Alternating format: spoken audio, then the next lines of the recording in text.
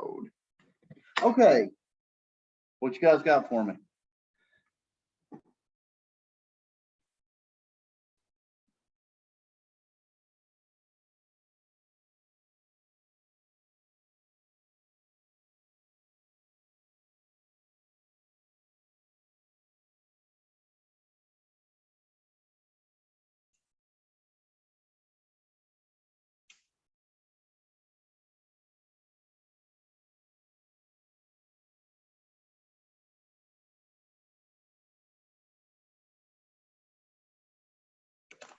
Could you go over number 1 from homework 11? Okay, sure. One from homework 11. Let me take a look here.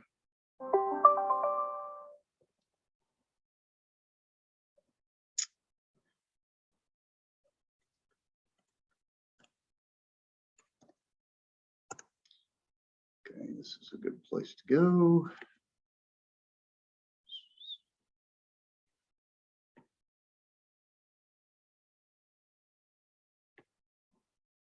Okay, so here is, so this was really like less sophisticated than perhaps you might think here. So here's the problem. It's 1 on homework 11. It says find the smallest prime divisor of 2 to the 32 plus 1.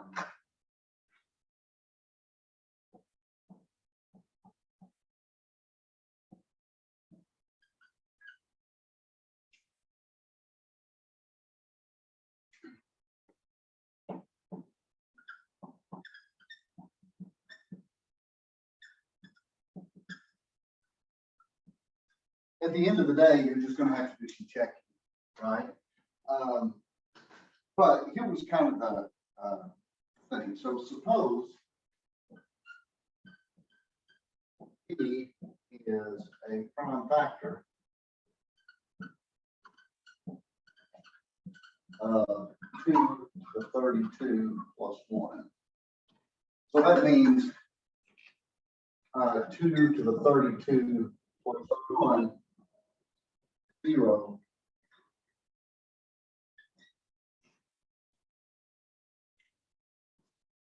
Right? And this was like one of the hints on the problem. This means that 2 to the 32 is equivalent to -1 mod P. And you can actually square both sides of this. If 2 to the 64 is equivalent to 1 mod P.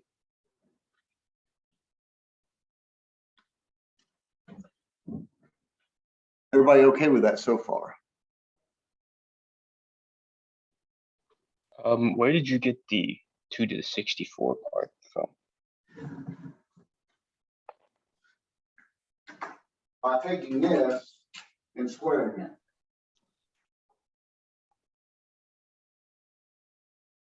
Okay, gotcha. Make sense? So in particular, this means P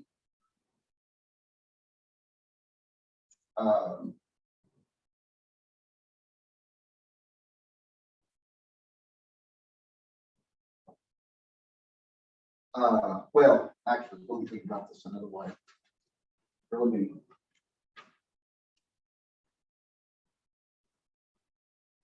So this means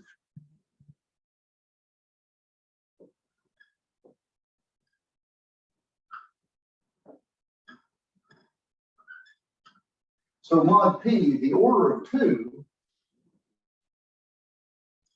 Remember, the order of 2 is the smallest positive integer, such that 2 to that power is equivalent to 1 mod P divided 64. Right? Because notice the 2 to the 64th power is 1, it's the identity mod P. So that means that the order of whatever 2 is must be a divisor of that. So the order of 2 mod P is 1 or 2 or 4. It has to be a power of 2. Everybody okay with that? So if you assume, because this is just looking for a good place to kind of test things out, assume that the order of 2 is 64 mod p. This means that 64 divides p minus 1.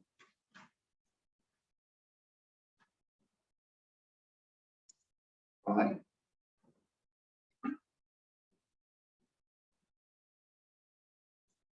And that's Fermat's little theorem, because recall that 2 to the p minus 1 is equivalent to 1 mod p. And so if 64 is full order, it must divide 2 to the p minus 1.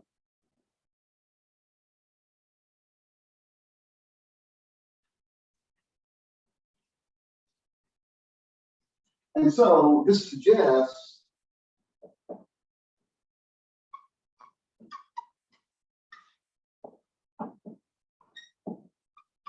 prime divisors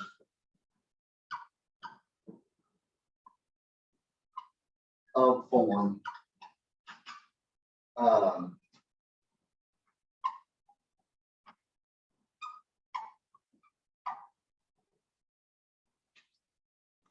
this suggests that you might look for prime divisors of the form 1 plus 64k, because notice that p minus 1 is of course divisible by 64. And there's a lot to check, but this does narrow it down. So for example, what do the primes look like 1 plus 64k? Well, when k equals 0, p is 1, that's not prime. K is 165 is not prime. When k is 2, that's 129, which is not prime, and so forth. And actually, if you get to k equals 10,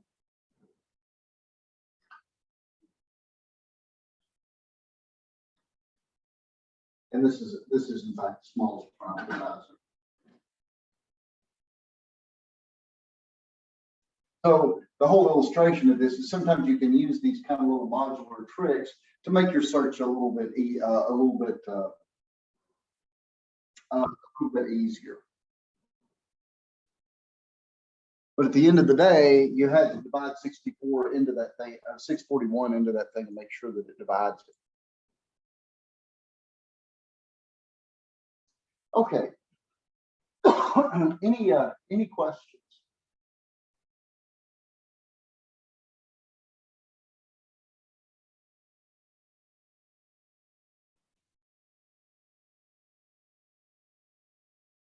Okay.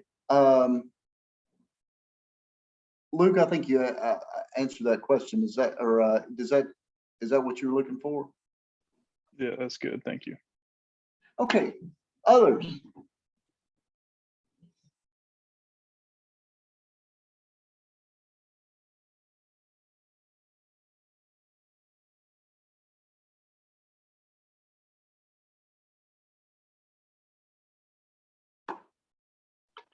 Can we go over problem 2 of homework 11 as well? Same homework? Yeah. Okay. For every number k between 1 and 20 inclusive, give an example of a finite ring, and not just any finite ring. We restrict to direct products of the form Zn and finite fields that it has exactly k units. And some will not have possibilities, and some will have multiple possibilities.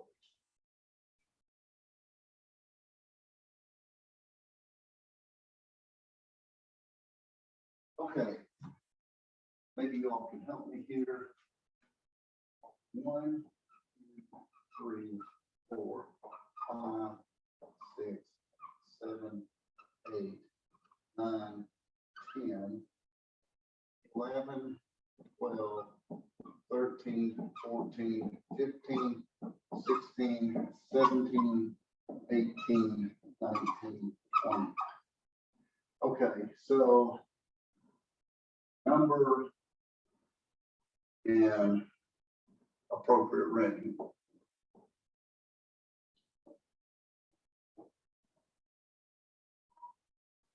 The first thing I'll do is I'll eliminate a number of these.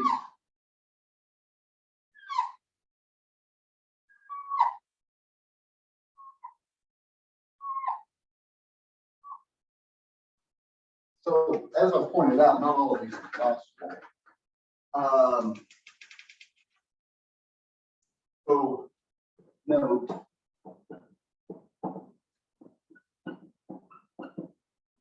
what's not possible. 7 is 11, 13, 17, and 19. Not possible.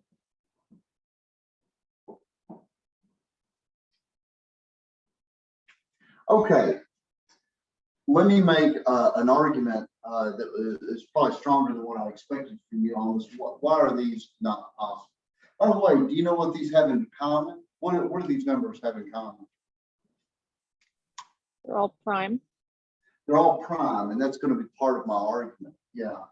So recall that if you look at the Euler phi function of z to the p to the m power, p to the n minus 1, right?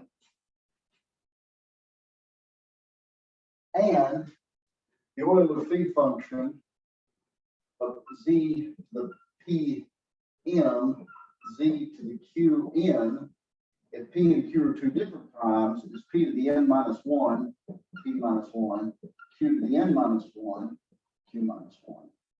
Right? Everybody remember that? And actually, for more and more primes, and I shouldn't choose these times. And there we go. So, how can you ever get a prime coming out of one of these things? Well, what you would need is for this to be prime,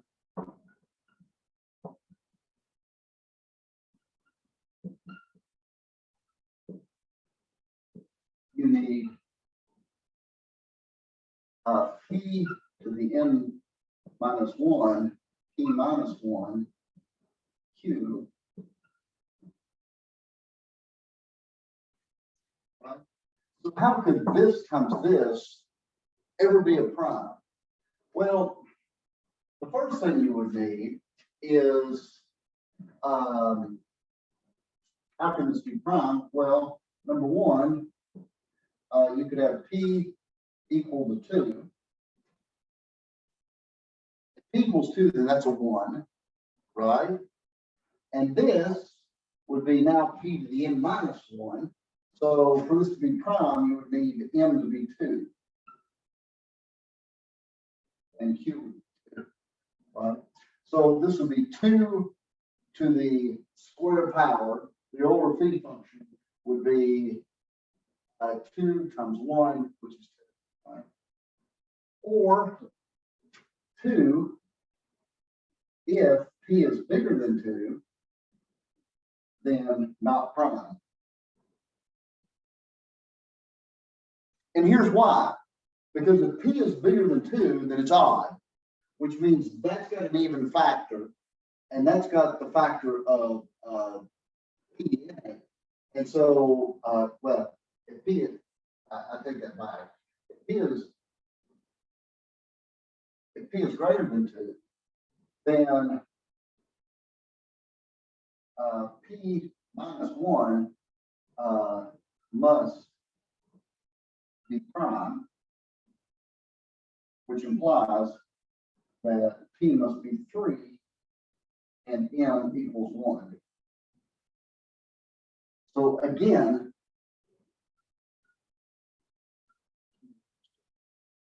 so in other words, if p is bigger than 2, then your only recourse is for p minus 1 to be prime, but the only prime that you can subtract 1 from and still get a prime is 3.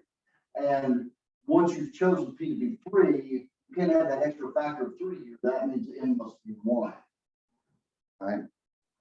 And so really what this shows is the Euler phi function of 2 squared is 2, and the Euler phi function of 3 is 2. If p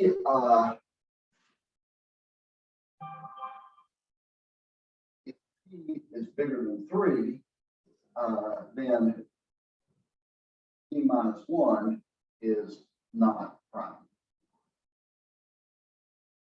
And so this is impossible.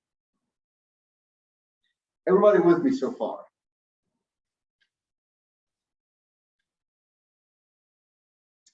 So does that mean that all the primes are impossible?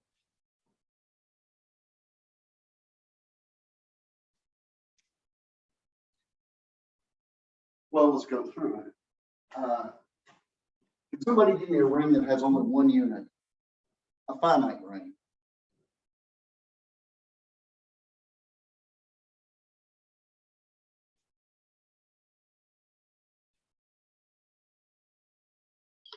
Like Z mod 2. Z mod 2, that'll work. And I just got 2 examples right here. Z3 and Z4 both work here. They both got 2 units. I mean, I only need 1 example, but there's 2 of them right there. How about 3? 3 is another one of these primes. Is there any solution for 3?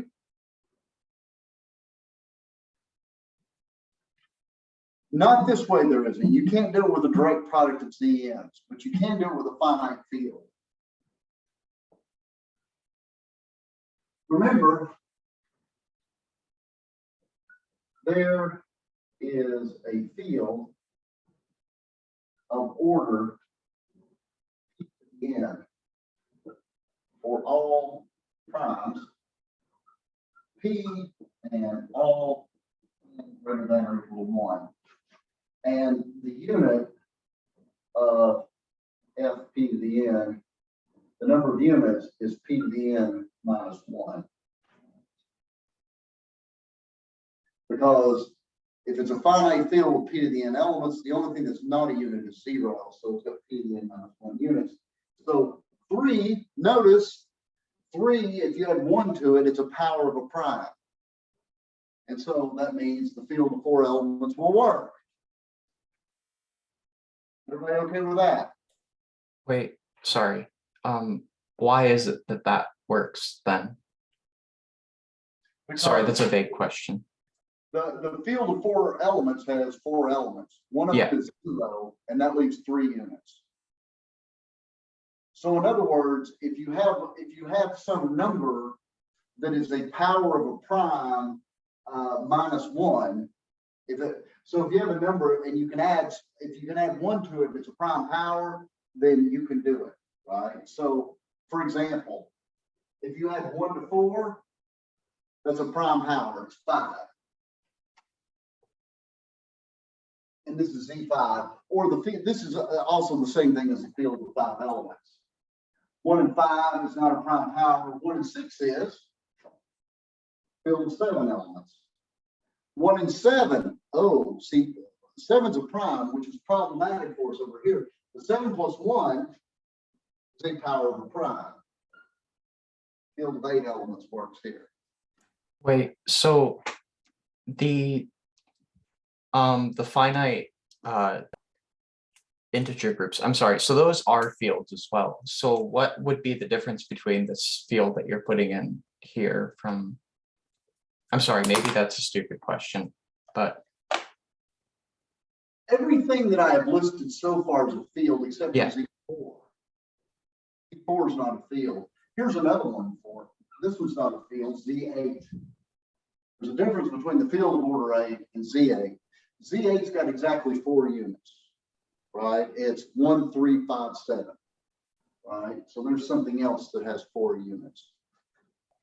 But the field of 8 elements, when you have a field of p to the n elements, everything except 0 is a unit. So if you have any number that when you add 1 to it is a power of a prime, that means that number can be written in the form p to the n minus 1, and so you can do it.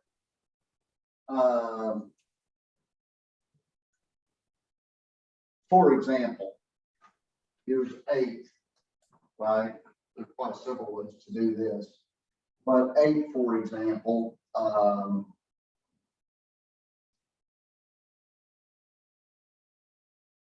field of 9 elements will give you exactly 8 units.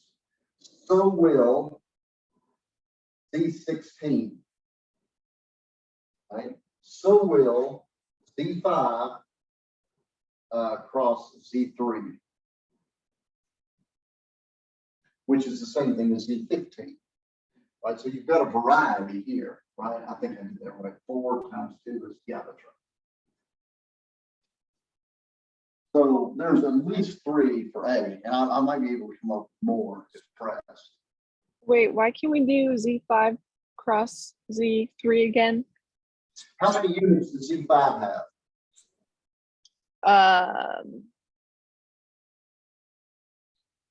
4 That's right. or And how many does Z3 have? 2. Correct. So you got 4 choices for your first coordinate, 2 for your second coordinate, so you've got 8 choices. Oh, and then you multiply them together. Okay, thank you. I just thought of another one too.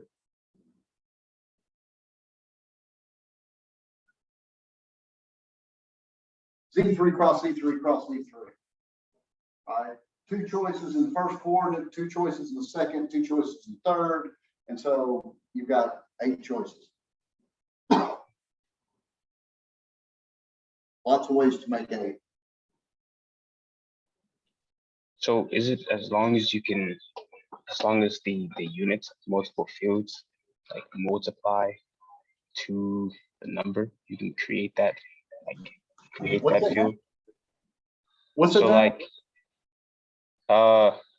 if you have like, as long as you have like, as long as the number of units in each field like multiply together to create like, the total that you need, you can create it with multiplication or like combining these 2 fields.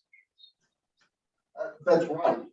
Because, for example, you can, all the rings in this list have 2 units, and all the rings in this list have 4 units. So if you take the direct product of any pair of them, like here's another one that I didn't list in A, Z3 cross Z8. That ought to work, right? Or Z4 cross Z5. I don't know what's to that.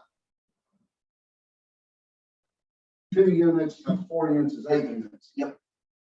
So, oh, sorry. oh, my bad. No, my bad. My apologies. Yeah, all right. Also Z4 cross Z8.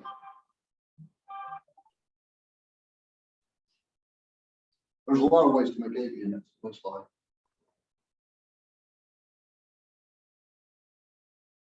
Everybody okay? So I guess going off of that, for like group 2, could I do like Z2 cross Z2? Would that also be valid? What's that now? So for like group 2, could I also do Z2 cross Z2? No, Z2 cross Z2 will just have 1 unit. Because you've got 2 coordinates, you've got 1 choice here, 1 choice here. There's only 1 thing to do. Okay, yeah, you're right. And notice you can put some of these back together different. Notice that this is the same thing as Z24, because 3 and 8 are relatively prime. And this is the same thing as Z20, for example. All right. This is not Z27 though. You can't put it back together like this when they have factors in common. But since these are relatively prime, this is Z24 and this is Z20. And this is Z15. How about 9? Anybody see how to make 9?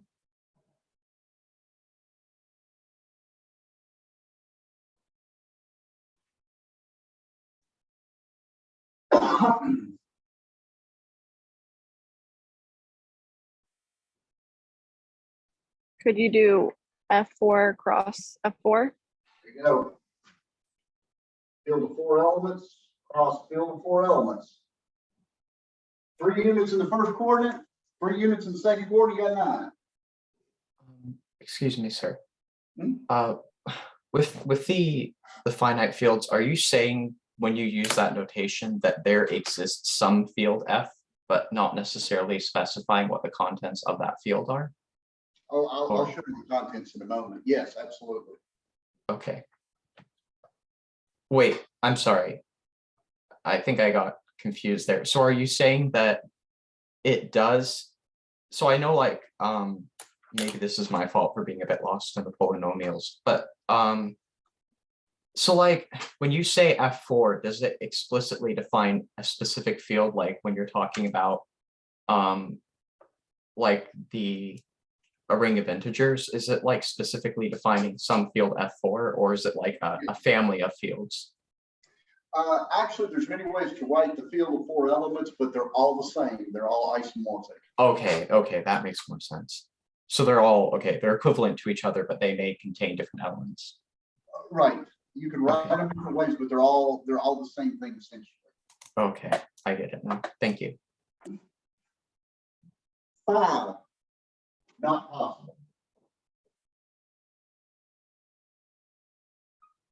You can't do any finite fields, and you can't do any of these, and you can't glue them together because again, 5 is prime. You can use the same argument on 11, 13, 17, and 19. They've got the same problem that 5 does. When you add 1 to them, they're not a prime power, so you're hosed on the finite fields things.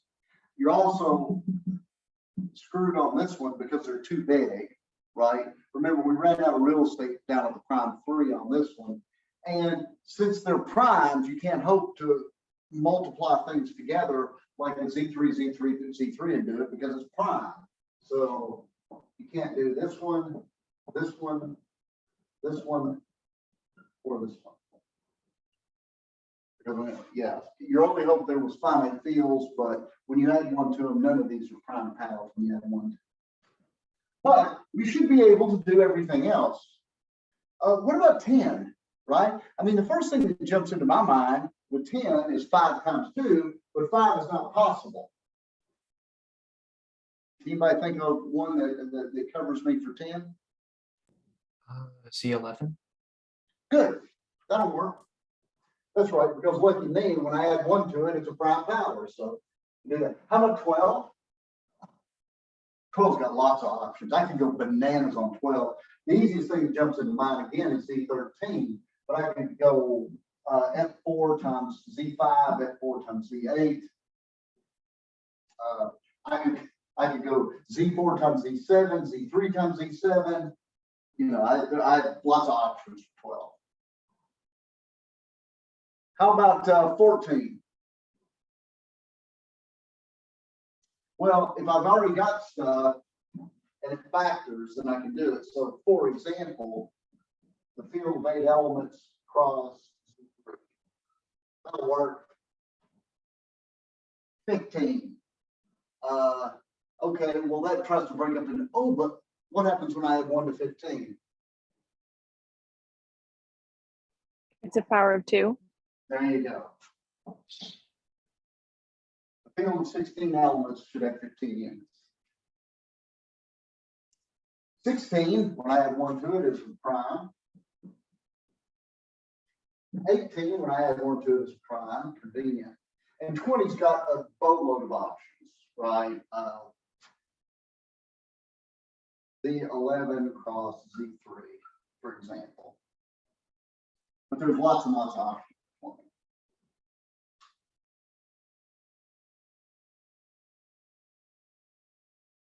Everybody see how we got some of those examples? Can you explain again why 15 has a field of 16, a finite field of 16? There is a field of 16 elements, right? Because 16 is a prime power. There's a field of any prime power number of elements. So out there somewhere is a field of 16 elements. And since it's a field, the only thing that's not a unit is 0. That leaves you 15 units. Does that explain your question? Okay, yeah, I get it.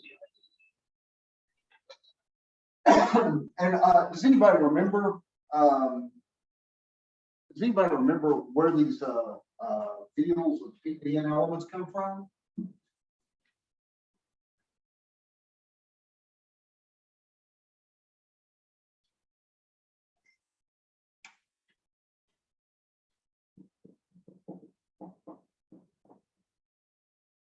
PPN elements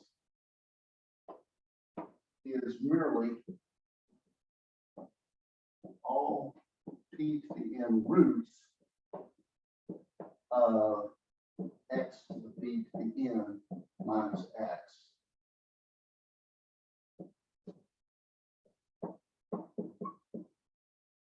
Notice that this has, if it's got all distinct roots, which this one does, it should have p to the n roots. This is where the field comes from, right? So somebody was asking, so if you wanted me to concretely give you the field of, say, 4 elements, right? This is, keep in mind, this is not Z4, it's the field of 4 elements. Then I can give that to you just by writing down the polynomial and extracting roots.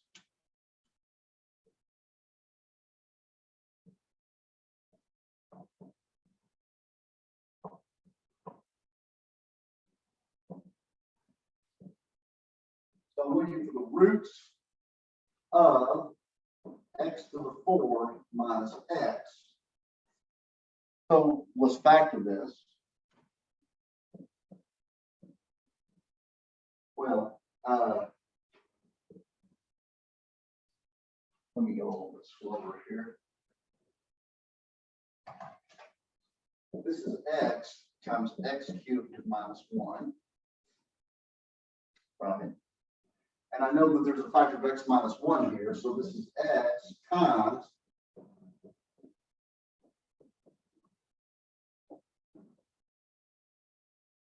that. And so the roots of this are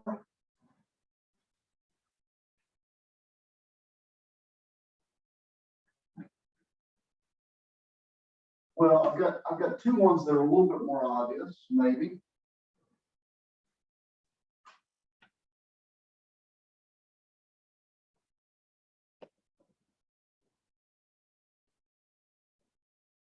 Zero and 1 of these roots, and then I should have 2 roots of this quadratic.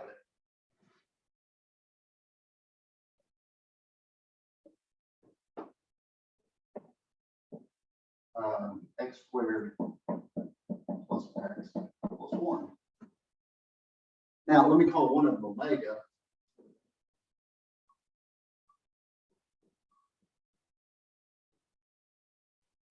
So now I've got 3 elements of the 4 I need in this field. Here are the elements. 0, 1, omega. Now remember, a field has to be closed under addition, so I bet the other root is omega plus 1. That should be the second root. And I'll prove it to you. I claim when I plug in omega plus 1 to this polynomial, I get 0. I already know when I plug in omega, I get 0. So I know that omega squared plus omega plus 1 is 0. Let's see what happens when I plug in omega plus 1 into this.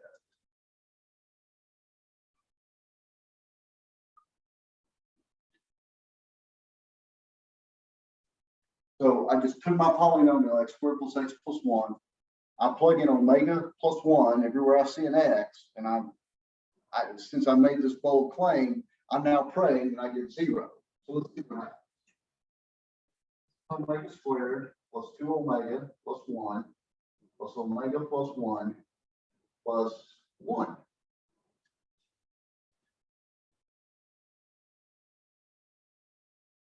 Everybody okay with that? Now, let me regroup this. This is omega squared plus omega plus 1. So I took 1 omega out of that plus 1. I'm left with another omega plus another omega. 1 out of here, 1 out of here, plus 1 plus 1. dokey so far? What does this add up to? 0. 0. Good, this adds up to 0. And what do 2 1s add up to in Z2? Should be 0. 0. Right? 0. And in fact, if you add anything to itself over Z2, it's 0, so only it's 0 here. Why is it Z2 specifically? Like if we're doing a field of 4 elements? That's determined by that prime layer. Oh, I see. So if it Um, was a field of 8, it would also be. It would also be 2. But if it was a field of 9, it would be over Z3. Okay, thank you. Wait, you said any element plus itself. Is that because it would be guaranteed that it's even because you're essentially multiplying it by 2, and that's why it would be 0? And it's because we're in characteristic 2. We're over a field of what we say Yeah. characteristic 2. In Z2, when you add anything to itself, it's 0. In Z3, when you add anything to itself 3 times, it's 0. In ZP, where P is a prime, when you add anything to itself P times, it's 0. So the omegas, are they not like real values per se? Like what is omega really in this case? Because Rid of that polynomial. well, yeah, but like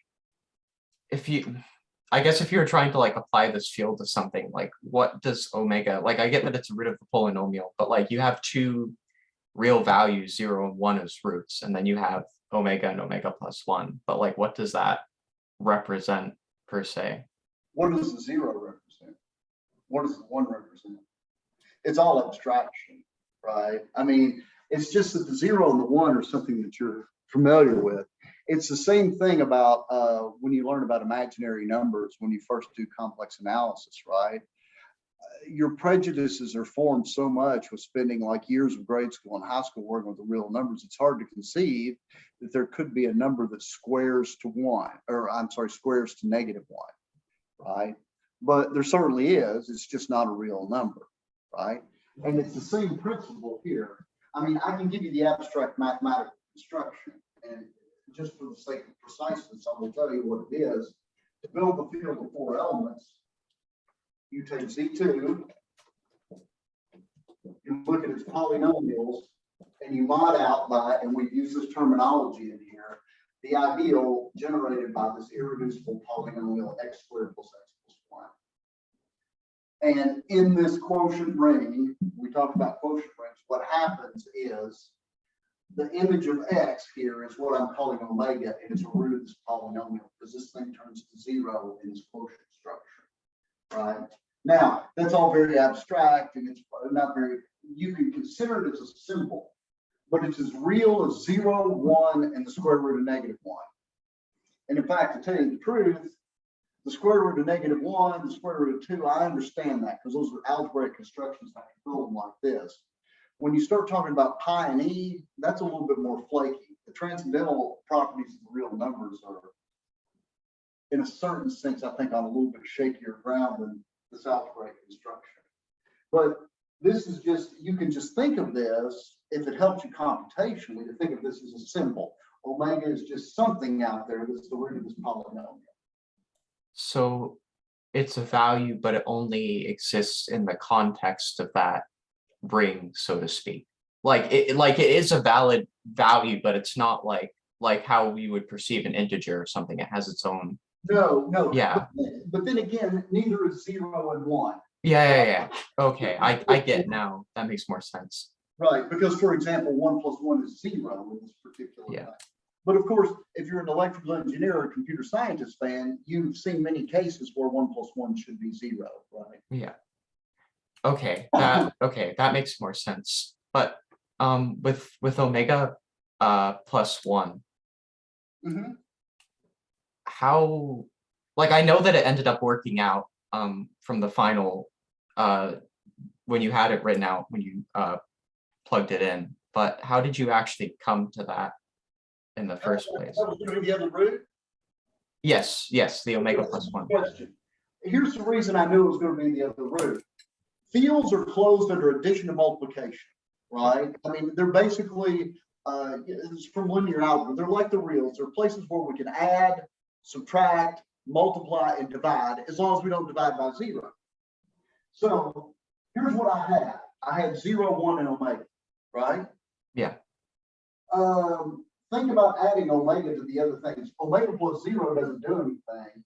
Omega plus itself is 0. So what's left over, if it's filled with 4 elements, has to be the sum of these two. Let me explicitly write down what the multiplication and addition tables in this field look like. And that also determines your field. Do you remember doing like addition and multiplication tables was like small integers when you were like younger, probably? Well, we can do the addition table for this field, F4, 0, 1, omega, omega plus 1.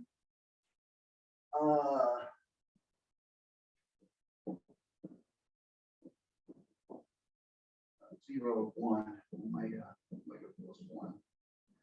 Now, I'm a little bit silly for putting the 0 in there, I guess, because 0 plus anything 0, but I'll go ahead and do it.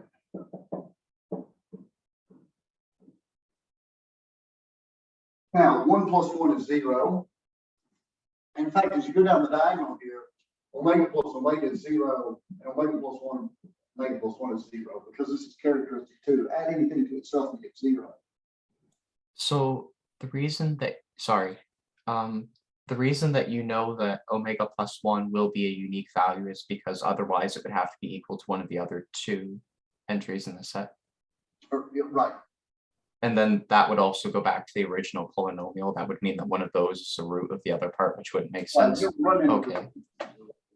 So now let's see what we get. 1 plus omega, omega plus 1. Omega plus 1 is omega. Omega plus 1 is 1. And there we go. So that's the way the addition table works. And the multiplication table is perhaps more interesting. And what we're going to have to do is we're going to have to do the multiplication table in an effective way. Remember, omega was the root of that polynomial.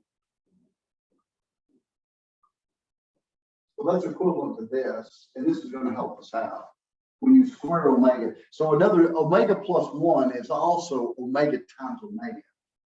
So if I do the multiplication table here, and here I will leave out 0, because 0 times anything is 0.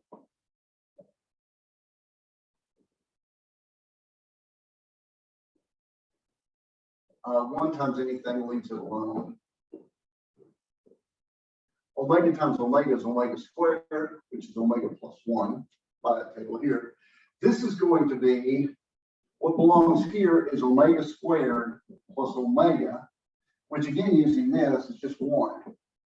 And so this kind of tips me off that's a field, because what this says is omega and omega plus 1 are inverses of each other. And omega plus 1 squared should be omega squared plus 2 omega plus 1, which is omega squared plus 1, which using this again is omega. Wait. Sorry, my bad. Oh, sorry. With omega squared being equal to omega plus 1, you didn't, like, obviously I know it wouldn't be negative because you can't have a negative number in the set, but how did you know that, like? Yeah, but the negative and the positive are the same thing. And so I made no distinction there. Why are they the same? Is it just because this is over Z2 or? Yes, that is exactly why, because it's over Z2. But if you had like a set where that wasn't the case, where they weren't equal to each other, would you have to like, oh wait, so those terms are going to follow the same order though, right? So you would just be able to follow the order. No, wait, maybe I'm misunderstanding. So that's a It field. is symmetric, okay. So if you had the field of 9 elements, right? So if you're now over Z3 instead of Z2, there is a distinction between plus and minus, and you have to be a little bit more careful. But what goes into the computations is exactly the same thing.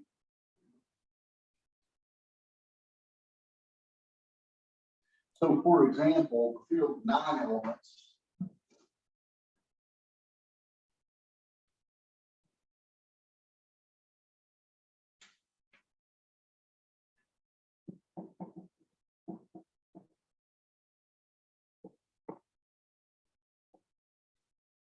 So this should come from x to the 9 minus x over Z3.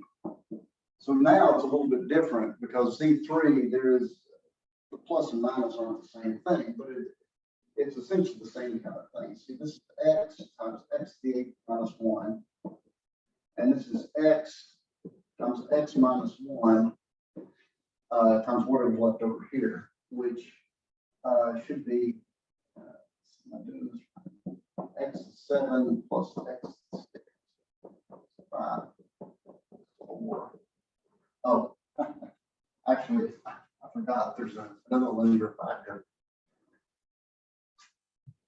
Notice that if you look at this, I'm going to make my life a little bit easier here. X equals 1 and x equals minus 1 are both solutions to this. So it should be x squared minus 1 times x6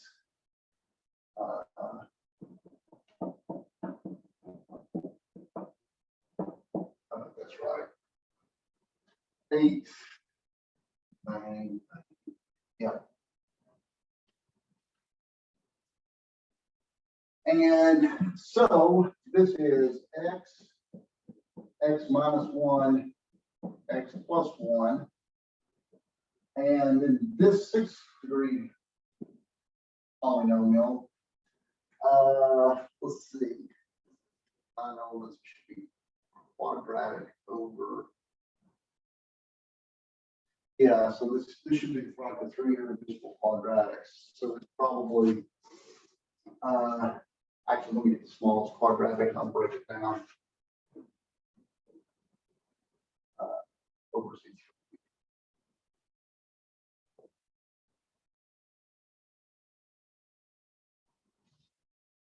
See, 0, 1's no root, minus 1.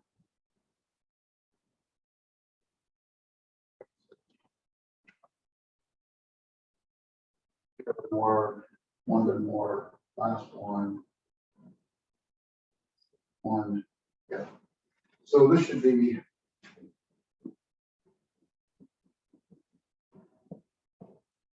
so I'll eventually break this all the way down. This should be x to the 4th minus x cubed. Right? Let's see. Minus x5 plus x5. Now we're going to kill the x4. So we have minus x4 minus x4 minus 2x4. So that should be plus x squared.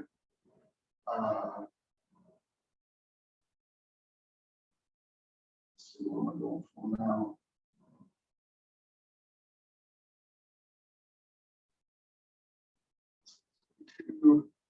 Last one is good. So x cubed. So that's going to be plus x cubed plus 2x cubed. So it shouldn't be any squared. So that should be minus 2x squared. Well, I guess it should be plus minus 1. It's going to be 1. It's going to be minus x. That's right.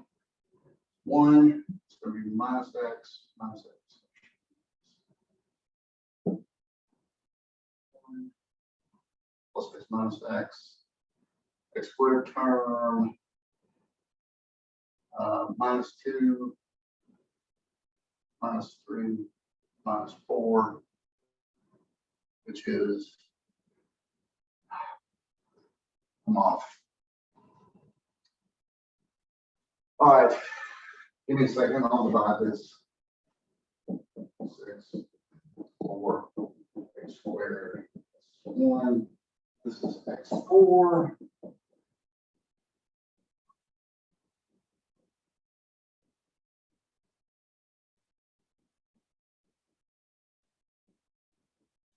going to be minus x cubed.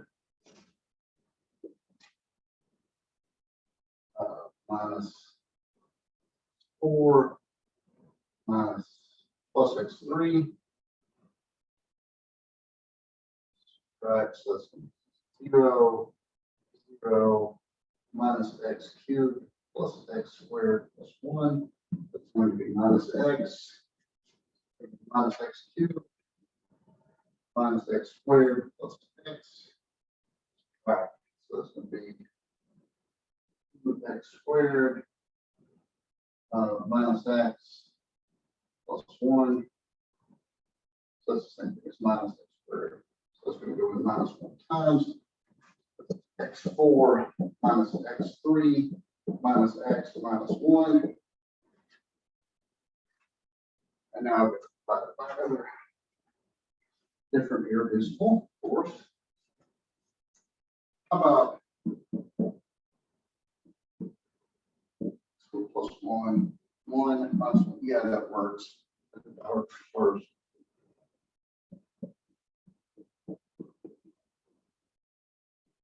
X squared plus x minus 1. And this should be x squared plus 1 something. X squared minus 1. Let's see, that's going to be x to the 4th. Let's apply that.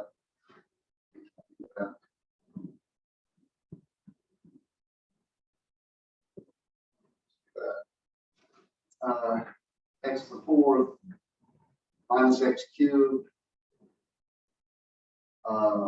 X squared minus x squared is gone. Minus x minus 1. Good. There we go. I factored it. So the field of 9 elements consists of 0, 1, 2, or minus 1, depending on your choice. And the 1, 2, 3, 4, 5, 6 roots of this. Right? And so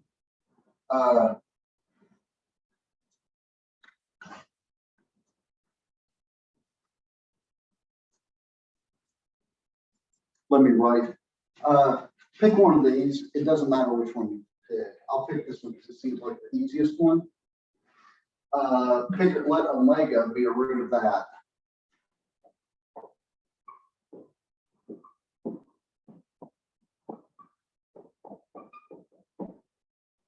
Here are the 9 elements in this field. 0, 1, 2. Just like before, they're the ones that came out of the Z3 business. Now we can add omega to everything. Omega, omega plus 1, and omega plus 2. There's 3 more. And then 2 omega plus 1, and 2 omega plus 2. 3, 6, 9 elements. And what will happen is omega and one of these others will be the 2 roots of this. Well, so you can sort of line them up by the roots. 0 is a root of this piece, 1 is a root of this piece, 2 is a root of this piece. Omega and one of the others will be a root of this. Now you'll have 4 left, and 2 of them will be a root of this, and 2 of them will be a root of that. These are all distinct roots. Yes, they are. They're all different. Okay. So, okay, so the reason that you can have 2 omega plus 1, 2 omega plus 2 is because you have 2 as another element in the set, and thus you can multiply. That is correct. Okay. That's right. And I'm sorry, maybe this is part of the original theorem, or it is part of the theorem in the notes, but so is it like some property of that polynomial that always ensures that these are all, like, this creates a valid field every time for like, Yes, but if you really want me to get into the mathematics of it, you'll have to come by my office sometime, because to get really under the hood of this one, other than just applying it, requires a little bit more theory. But yes, these polynomials are definitely special that they do this. okay. Okay, but that all makes a lot more sense now. Okay, good.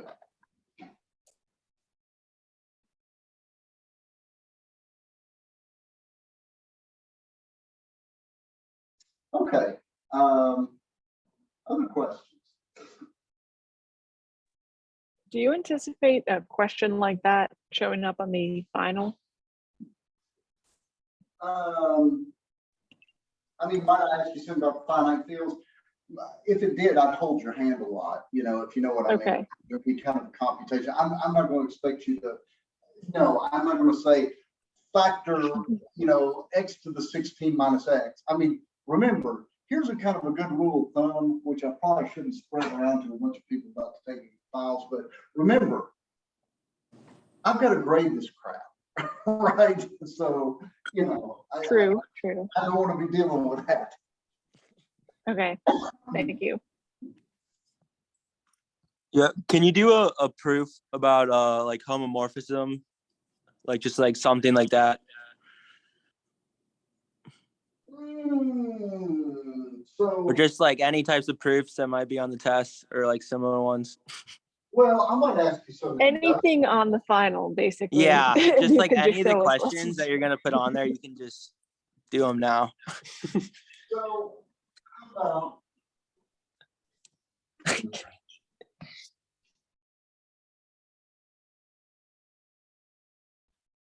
y'all remember how to do induction? I mean, that would be one that I would suspect might come up, some kind of induction thing.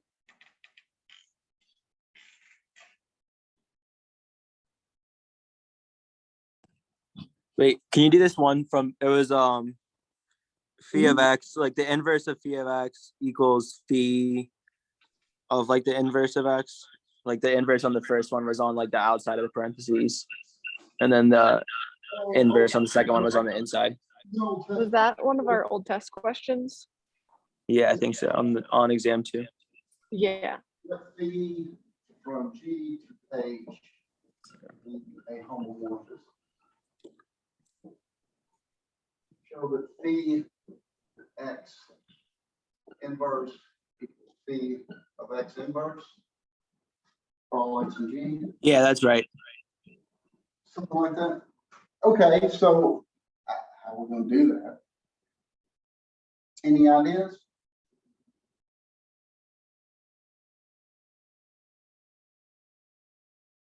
Don't we have some, there's a theorem I know that has to deal with this. I just can't remember the theorem off the top of my head. Well, so can anybody think of a computation that we might do just to get the ball rolling on this?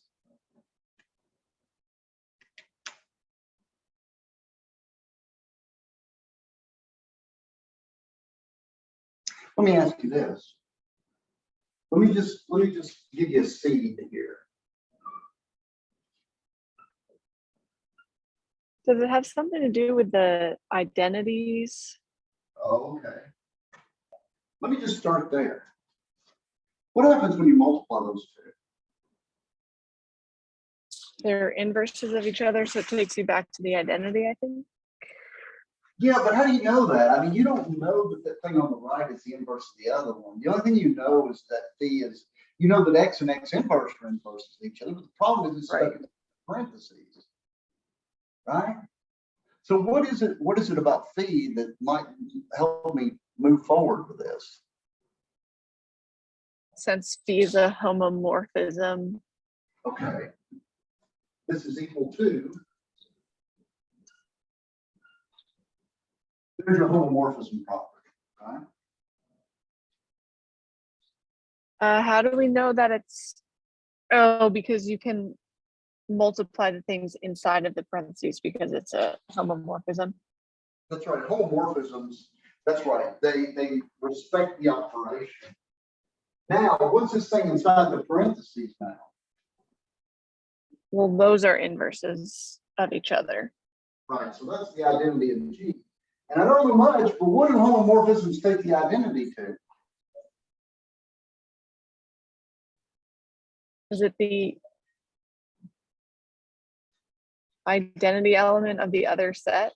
That's right. That might have been the theorem that you were thinking of, that if you have a homomorphism, when you input the identity, it's got to barf out the identity. So this has to be the identity of H.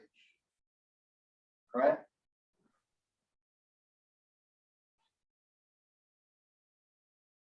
Everybody's okay so far?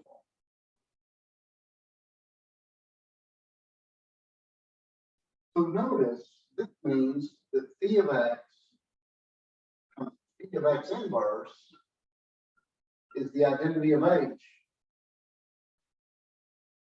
And so what does that mean about the relationship between these two?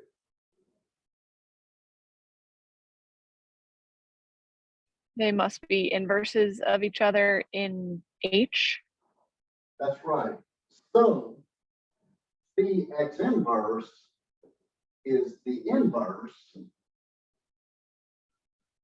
of phi of x, right? And we know that inverses are unique, so that means that phi x inverse, phi of x inverse is the same thing as the inverse of phi of x, which is what we wanted to show. Does that make sense? Oops, sorry.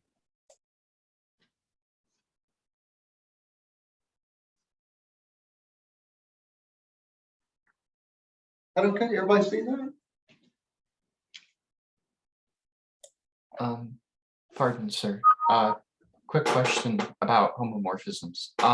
So the reason that you're able to distribute the operation that way is because you know that it's equivalent, and that's like part of the definition for that. So the function is mapping x from G to x of H?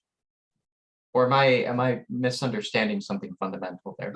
The function is mapping G to H. Yeah. Right. Yeah. So it's the equivalent. Okay. So the two sets, like I know that, so the operation is equivalent essentially, which is why you're able to map.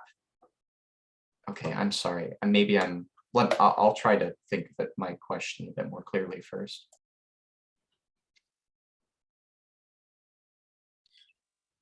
Are there any topics like you were saying, like induction, or like what should we like absolutely 100% like have down?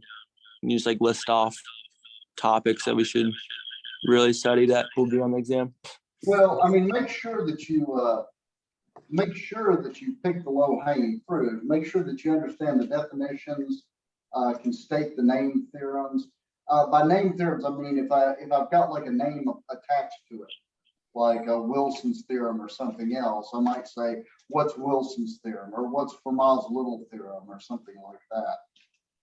So make sure that you know that, because that's going to be a part of it. Make sure that you clean up as much as possible on that, and just, kind of,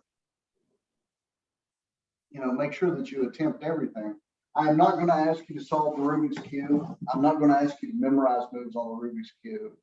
But for example, I might draw you something like a Rubik's Cube and say, if you do this move and this move and this move, what happens to the corners or the sides or something like that? Yeah, can we go over that? What happens to the faces and the corners? Like one of those problems that was like on the homework. Okay. Let me go over one of those.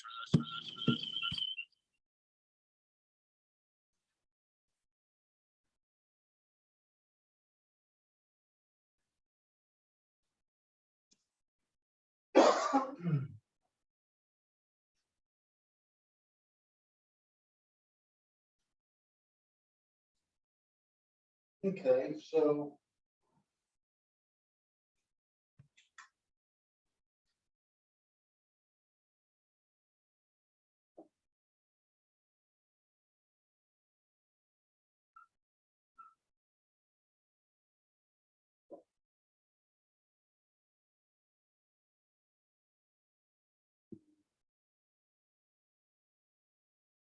what happens if you do right prime, down prime, then right, and then down?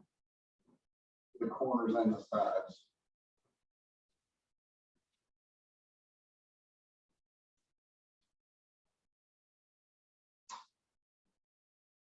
Quick question, if you have like a cube on the exam, will you label the corner and orientations and stuff for us so that we are all Let you guys do that. I mean, I don't know yet.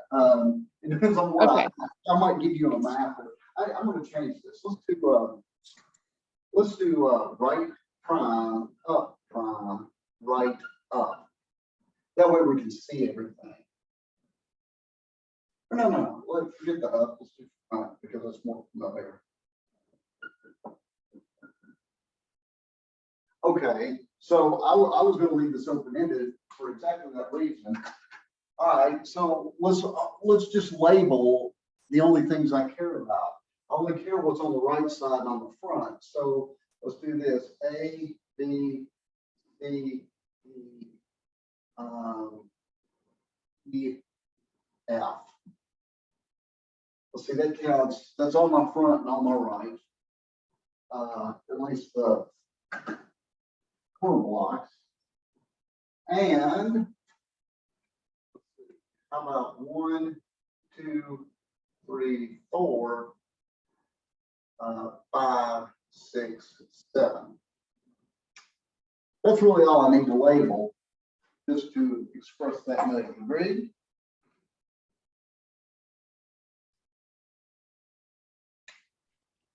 Good to go. So do it. Take a minute and see if you can figure this out. And Do you want us to do the orientations as well? no, let's just start off like let's just do it geographically first, and then we'll throw in the orientation. No, you know what? Actually that's fine. Why don't we do the orientations? Let's orient. Let's see. I'll do green. I'll do these all in orientation 0. Just to make that work out. 1. 1, 0. 1, 0.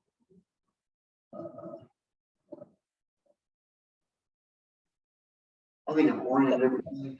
Now I need to orient the. That isn't really showing up super well on the screen. Can you just like verbally say what you did? Yes, I put all ones on the face that's on the front. Okay. And I put on the right side, I put 1 on the top and bottom. So we're 5 and 7, and then 0 on the right face on the middle row. Okay.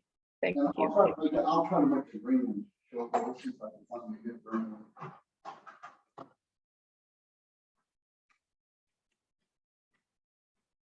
So 0.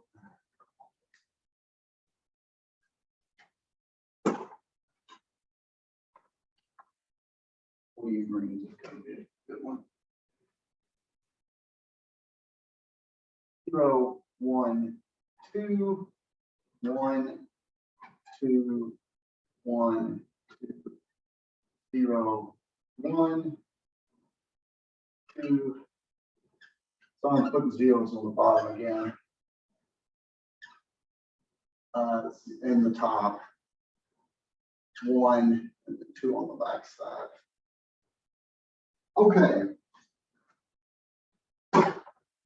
See what you can do with that. Now, some of you that have done work on this, what's the first thing you better be careful about when you start to figure this out? That you do it in the correct order. It's like That is reverse order. Right. This is what my hands do. Right prime, right front. If I want to do it in the other order, or if I want to track this, I'm gonna do it in the other order.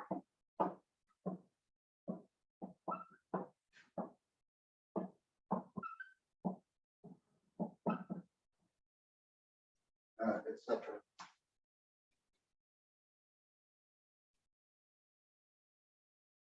So y'all take a few minutes to see if you can wade through it, and I will do the same. What is the orientation of the face of E? Face of E. Top 0, and the part that says equals a 1 and 2 is on the backside. Okay, thank you. And then for F, is that also 1? Is where the F is labeled? No, it would be a 2. I put a 2 here and a 1 on the backside. Yeah, 2 on the face of F. Thank you.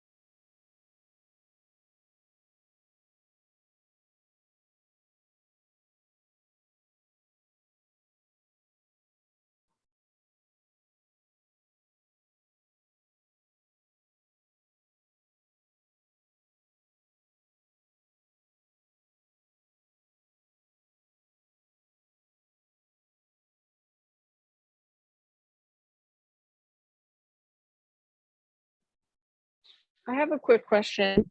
Within each cycle, so for example, like A, B, C, D, the orientation should add up to a multiple of 3.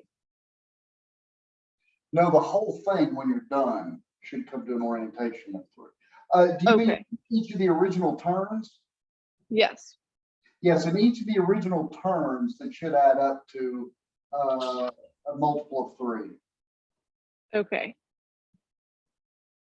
Thank you.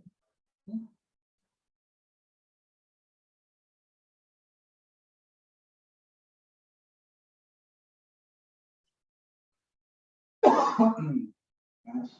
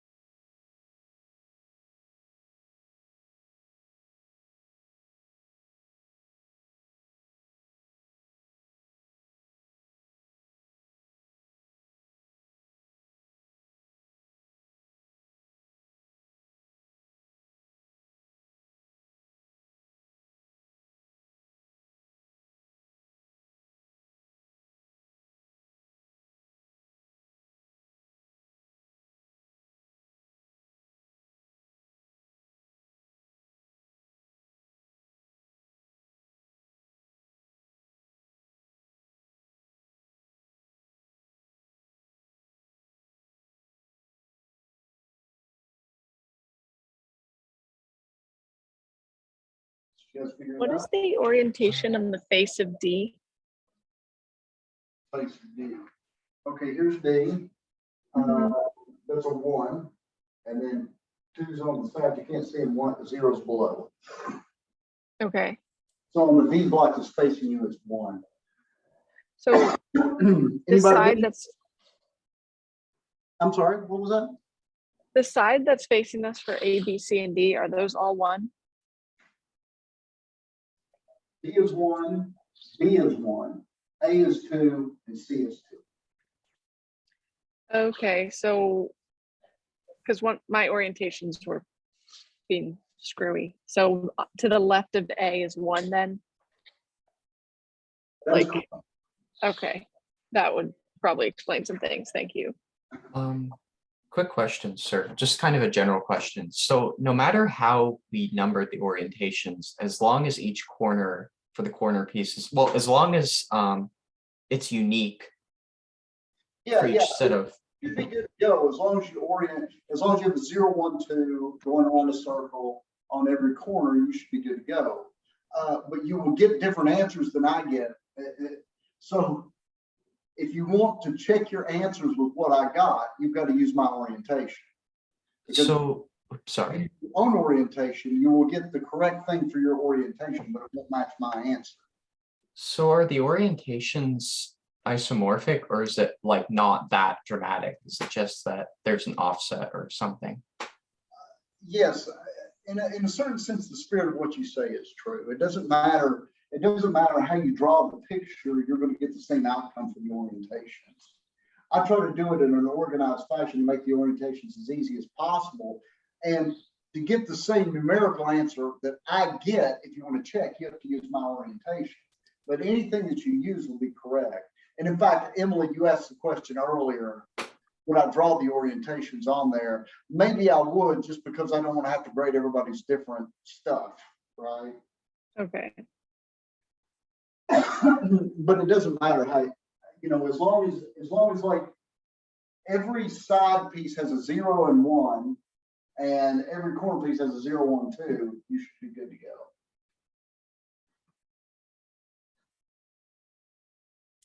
So for the so wait, we were trying to find the not most compact form. I'm blanking on the name for it. The resulting operation, correct? Right.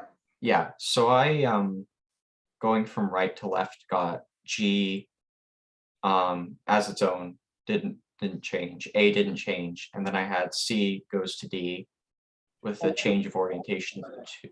Oops, sorry. What's Did wrong? you say G? Did you not change? I don't think we had a G. Oh, I wrote, I'm sorry, I drew my own cube, so I might have done the letters differently. Whatever that one in the far bottom right corner is on the back. Yeah, okay. Oh, do you know what? Yes. Never mind. All of my lettering is wrong then. I'm sorry. No. I mean, if your G is what my F is, then what you said is correct. Nothing happens to it.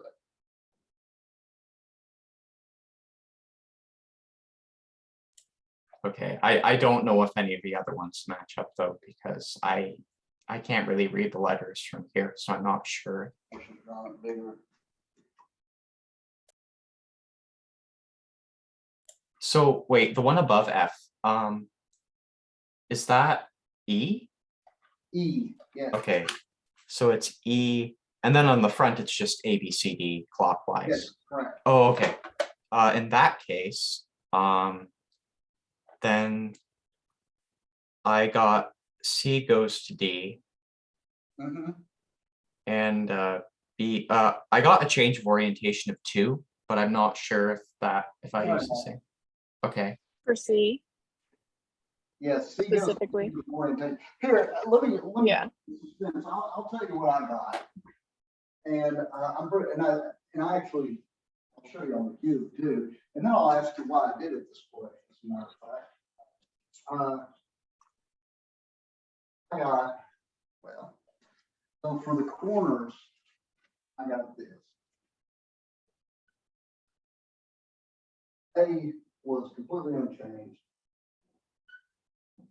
B and E go like this. This is 0 orientation, and E goes back to B with orientation 1. C goes to D. The jump here is orientation 2. D goes to C with orientation 0. And F, or comma, what you call G, that's just left alone. That's what happens to the corners. So the corners B and E swap, and C and D swap with a little bit of an orientation change. And the sides, I got the side 1 was left alone. 2, 3, 5, like this.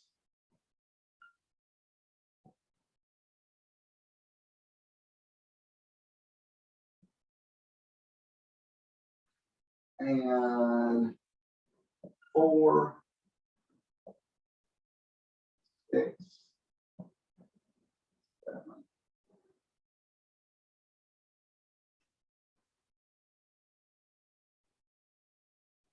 And we would know, I mean, a good indication that what we get is correct would be because, like, for example, in the corners, 2 plus 1 adds up to 3, which is obviously a multiple of 3. And then for the sides, 1 plus 1 is 2. Right. Let me ask you this. How many times do you have to do this for the corners to come back completely fixed?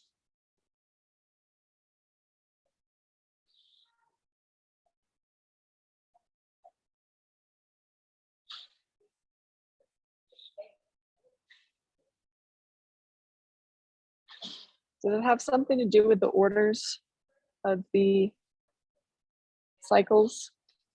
Yeah.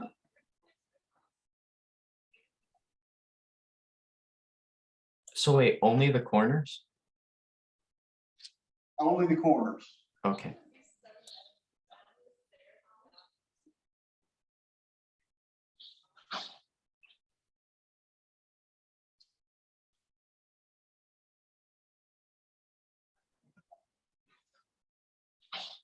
Is it 3 times or no? No, it's more than that. No, that's not a number of times. It has to be an even number, right? Would it be 6 in this case? It would be 6. How do you know that? Well, for the geographic part, it's just every 2 it goes back. Right. But the orientations, for B and E, you gotta do it every 3 times it goes back. That's right. If you do this twice, everything will be geographically correct, right? But the B will be oriented 1, E will be oriented 1, C and D will both be oriented 2. So you've got to augment that another 3 times. So you've got to do the 2 times 3 times, so it's 6. How about the sides? How many times does it take to get that back?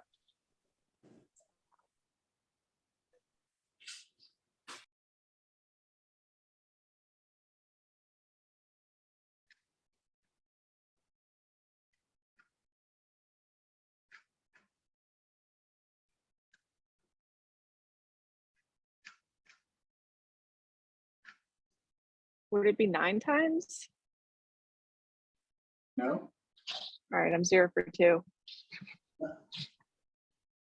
How many times does it take it to get geographically correct? Just geographically correct for the side. Oh, would it just be twice? 1 plus 1. Oh no, I'm doing orientations. Geographically, would it be 3 times? 3 times. So if you do it 3 times, what will happen? Well, certainly 1, 4, 6, and 7 will still be correct, right? And 2 will be where it belongs. And what will the orientation of 2 be?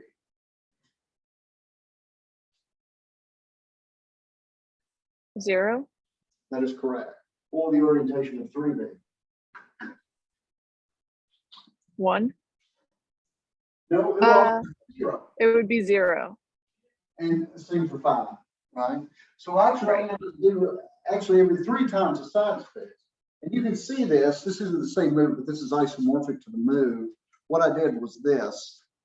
There's once, twice, 3 times and the sides are correct, 4 times, 5 times, 6 times. By the way, this problem illustrates why the Rubik's Cube is difficult to solve. What happens if order doesn't matter? What happens if I turn those two around? What happens if I do R prime R, F prime F? What do I get there? Wouldn't it just be back to normal? That's right. I mean, right. You just be undoing everything? Ding, ding, right. It's just like that. So notice just interchanging these two. This is nothing. This is the identity.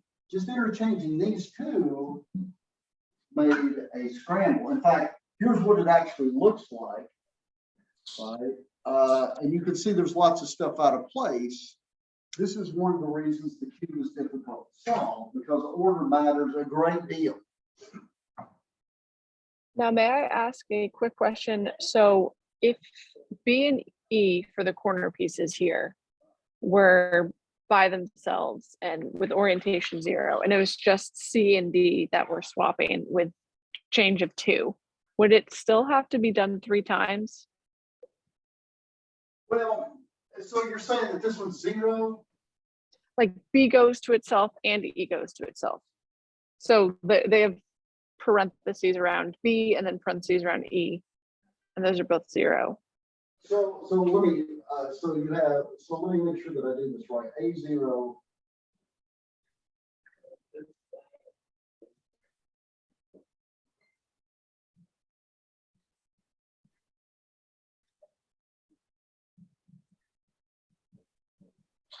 Like that? It's kind of hard to see the red, but it looks like yes. I'm just thinking theoretically, like, would you still have to perform that 3 times in order for everything to get back to normal? Because you would just have to do it. Well, actually, You'd have to do this one 6 times as well. that's what I meant. 6 times. I meant 6 times. Yeah.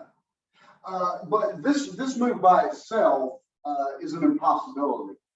I figured it was probably not really, because it doesn't add up to 3. That's right, but I could change that. This move is possible. Right. Okay.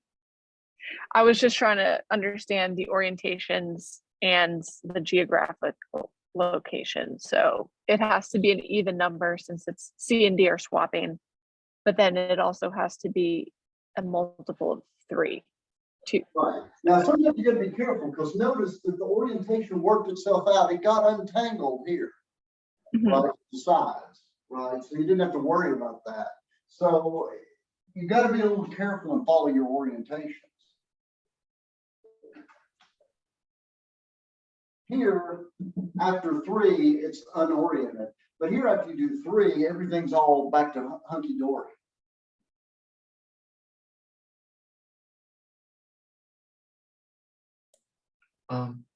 Question, sir. Mhm. Actually, 2 questions. One of them, regarding the exam with the Rubik's Cube. Just generally speaking, should we be familiar with how some of those concepts map to, like, how some of the operations on the Rubik's Cube correspond to certain fundamental properties of sets and rings and things that we've discussed? Like, would we have to draw an analogy between, maybe I'm being too specific, but like an analogy between how something behaves on the cube versus some theorem or other thing that we've discussed in the class that would describe that change? Yeah, so I know it's really, I mean, we've done stuff like this in the following sense. I think one of the questions I asked you all early on is I told you that I gave you the following fact.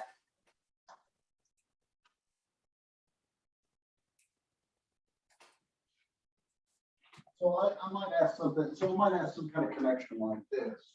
So G equals the Rubik's Cube group.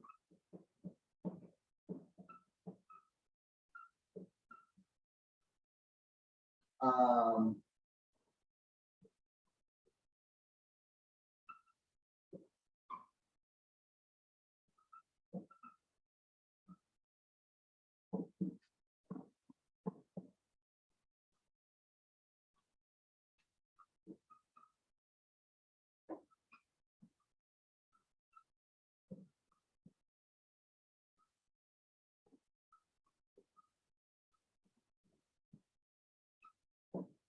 So what's the smallest integer for which you know there is no scramble?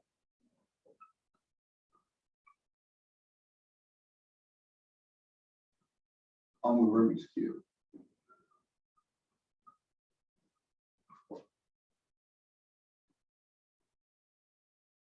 Of that order.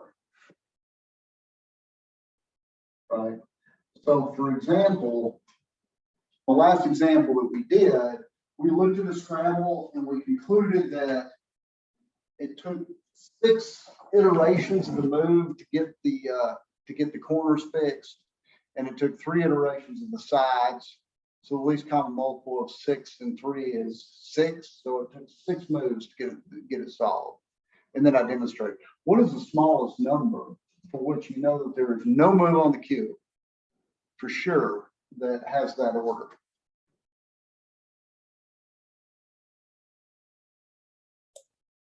By number, do you mean the number of wait, no, because that's the order. What do you mean by number in this case? I mean, any move that you want, the move itself can consist of any number of moves, but once you write that scramble down, doing that scramble that many times gets you back to the original solved state. What's the smallest integer for which there's no move that length? So for example,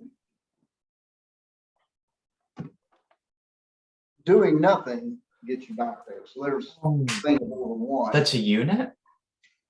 Doing this move has order 2, right? Doing this move, just turning one side 90 degrees has order 4. 1, 2, 3, 4. All right. I showed you in class earlier that doing this move right here over and over, that comes back after doing it 105 times. So my question is what's the smallest number for which there's no move on the cube that you have to iterate that many times to get back to the identity? Wait, Would it be the okay. smallest number that's relatively prime to the order of G? That's probably where you want to go with that. So it would, I need to take this further. Well,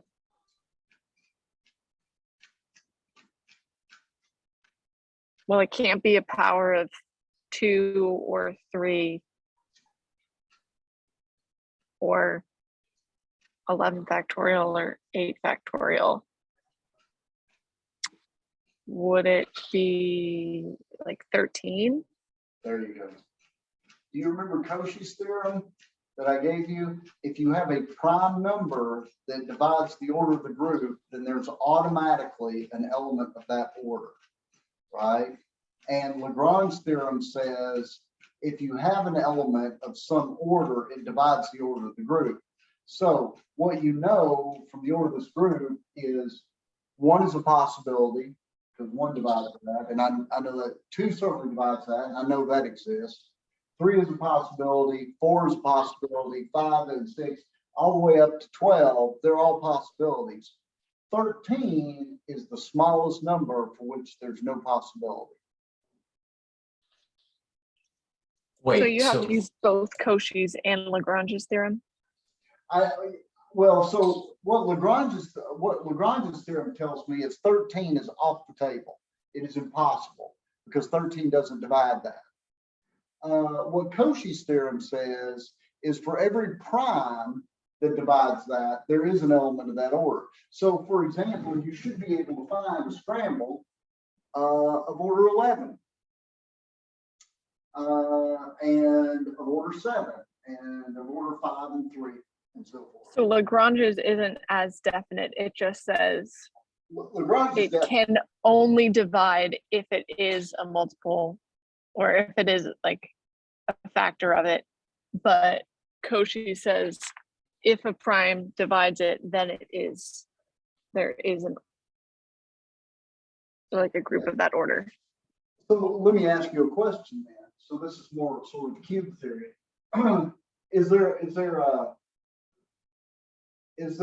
move on the cube of order 12?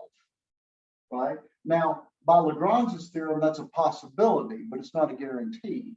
And 12 is not a prime, so Cauchy doesn't cover you here. What do you think? Is there?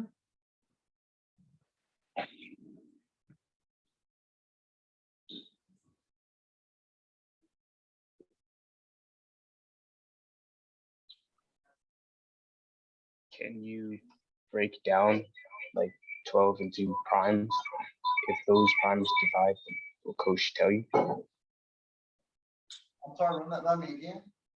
So like if you break 12 into like 3 and orders of like 3 and 2 so prime numbers, and then if each of those prime numbers divide, like will Cauchy be able to tell if it covers? Yeah. So here's that's actually a good trick to use. Here's one that there is a move of order 12. So for example, what you can do is you can take corners to A, B, C, D, and sides 1, 2, 3.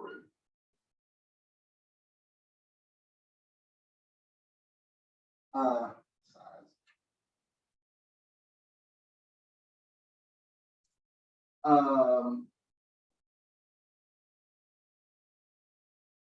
And I'll even do this with orientations. Now, the problem is you cannot move the corners like this and the sides like this at the same time. Can you tell me why?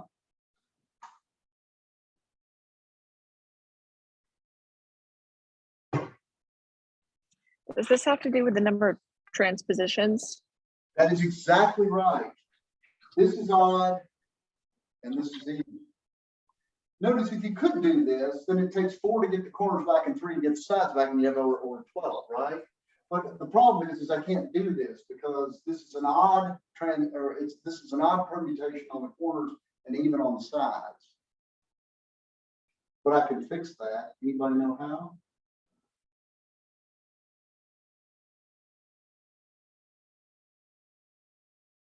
Let me add another side over here. Let me call this 6.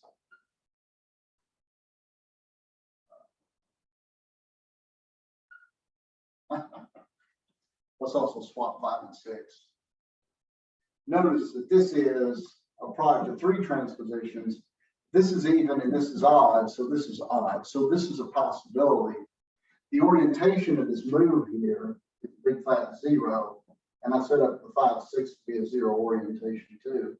So I don't have to worry about this. And the ABCD move is 0 orientation as well.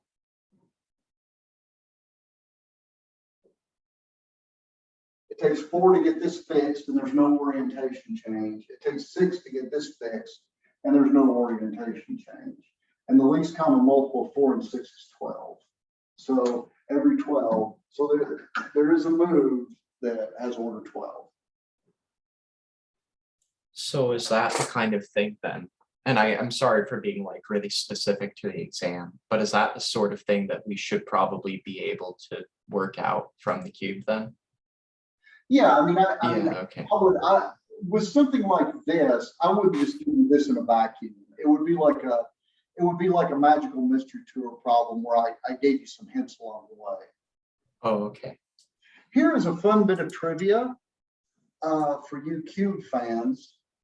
Does anybody know what the longest order of an element is? Right? So we've got elements of order 4, 105. We've seen that there's one of order 12. There should be one of order 11 and so forth. I've seen 30. I've seen 24. What's the order of the longest one? I want to take a stab. Would it just be the order of G? Or, no, sorry, never mind. No, that would be, in fact, if it was, the Rubik's Cube would actually be easy to solve. Because what that would mean is it would have to be cyclic and therefore abelian, and so it would be much easier to solve. And in fact, your answer actually brings up a very important problem, property of this.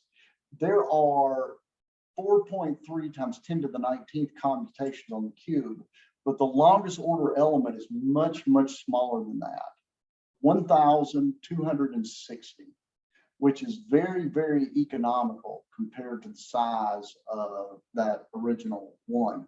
So the reason I tell you that is just for fun.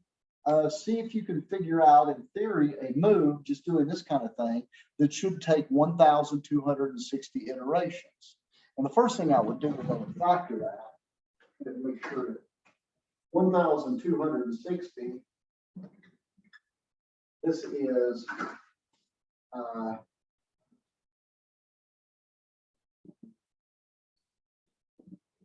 this is 7 times 10 times 18, so this is 2 squared times 3 squared times 5 times 7. I think that's right. 5 times 30. Yeah, that seems right. Notice that this divides, all the primes are small. This divides over the Rubik's Cube. See if you can, now, the only way you're going to get a 7 out of this is to have a 7 cycle. And so you're going to have to put a 7 cycle on some of the corners or some of the sides, and you need these large primes. See, and orientations are going to come into play. You're going to need the orientations to jack it up to 1260. By the way, I remember many years ago, somebody asking me the longest, what is the order of the longest element on the Rubik's Cube group? And when they asked me that, I couldn't remember right away, but I did remember this.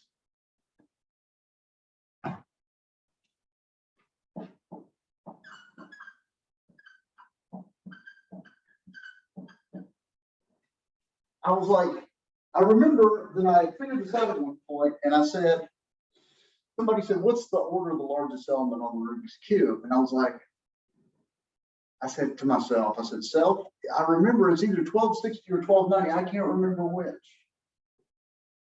But then I figured it out. Because if I know it's these two, I know it has to be that one. Anybody tell me why?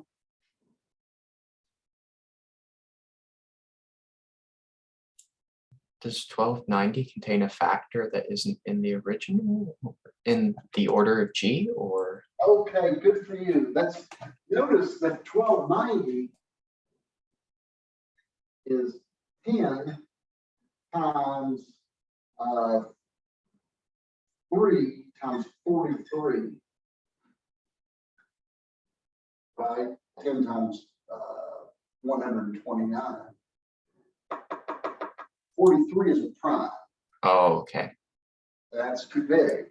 So if I know it's one of these two, it has to be this one, because this one has all low primes. 43 is out of bounds for the Rubik's Cube. So there was an application of Lagrange's theorem, or Lagrange's theorem. In the case of 1260, how did you find, or how is that determined then? Well, see if you can figure it out, because what you're going to have to do is do some corners and sides. Now, sides are bigger. You've got more to work with, right? There's 12 sides and only 8 corners. Yeah. But for sure, you're going to need a 7 cycle. And you're going to need a 5 cycle, right? And so, since there's actually 12 sides, in theory, you could use those up all on the sides. But then you're going to need something on the corners that does it. And you're also probably going to have to bring in orientations to get an extra 3 and 2 out of it, probably. Oh, yeah. So like actually making a move that satisfies that, but like, how did you get, like, how would you get that order in the first place? Oh, how did I come up with the order in the first place? Yeah, By looking at the largest divisors. So what you have here is, so let me rewrite the Rubik's Cube thing. I'll have to do it myself. The order of the Rubik's group was, and it still is, 3 to the 8, 2 to the 12, 8 factorial, 11 factorial, which is 2 to the 12, 13, 14, 15, 17, 18, 19. Okay, I got 7 there, don't I? 8, 4, 62. Hold on a second. 8 is 1, 2, 3, 6, 4. Yeah, that's right. So it's another 7 coming out of here. And 11 should be 7 2s coming out of here. Number 2's coming out of here should be 7, and then 10.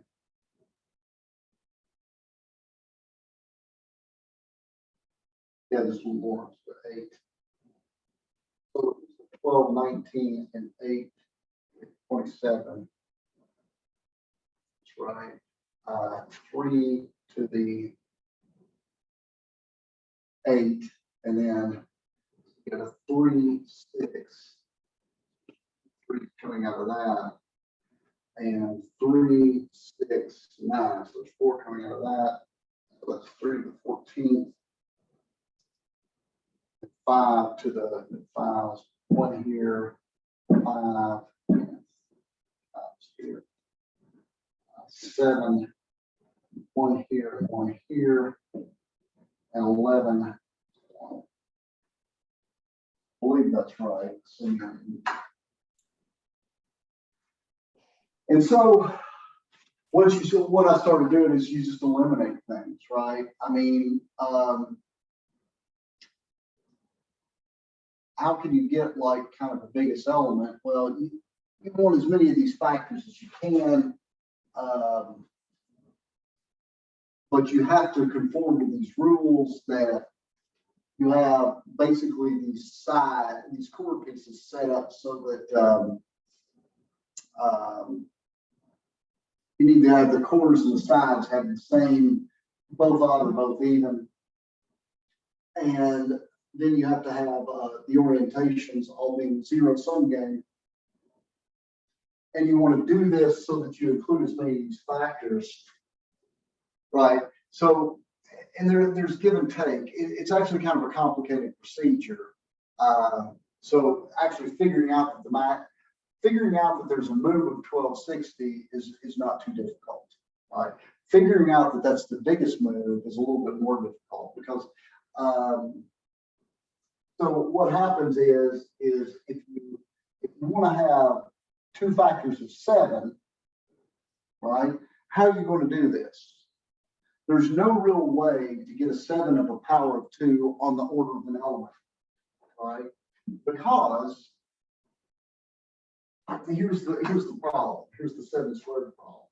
You could do something like this: A, B, C, D, E, F, G on the corners, right? But now what are you going to do? How are you going to get that up to 49? You need another 7 in there, and you can't do it. I mean, you could do this, but this 7 doesn't help you get to 49 because it's the least common multiple thing. And there's no way you're ever going to get a 49 out of this because you can't string 49 things in a row, right? So you're never going to have anything of that order. And orientations are basically going to augment you by powers of 2 and 3. So you're never going to get an element of order, say 49, right? It's just impossible, because to get an element of order 49, either by doing cycles or whatever, is you have to have something of length 49. Because remember, when you look at what the order of any of these things is the least common multiple of cycles, right? You aren't getting least common multiples being 49 unless you've got a full 49 there, right?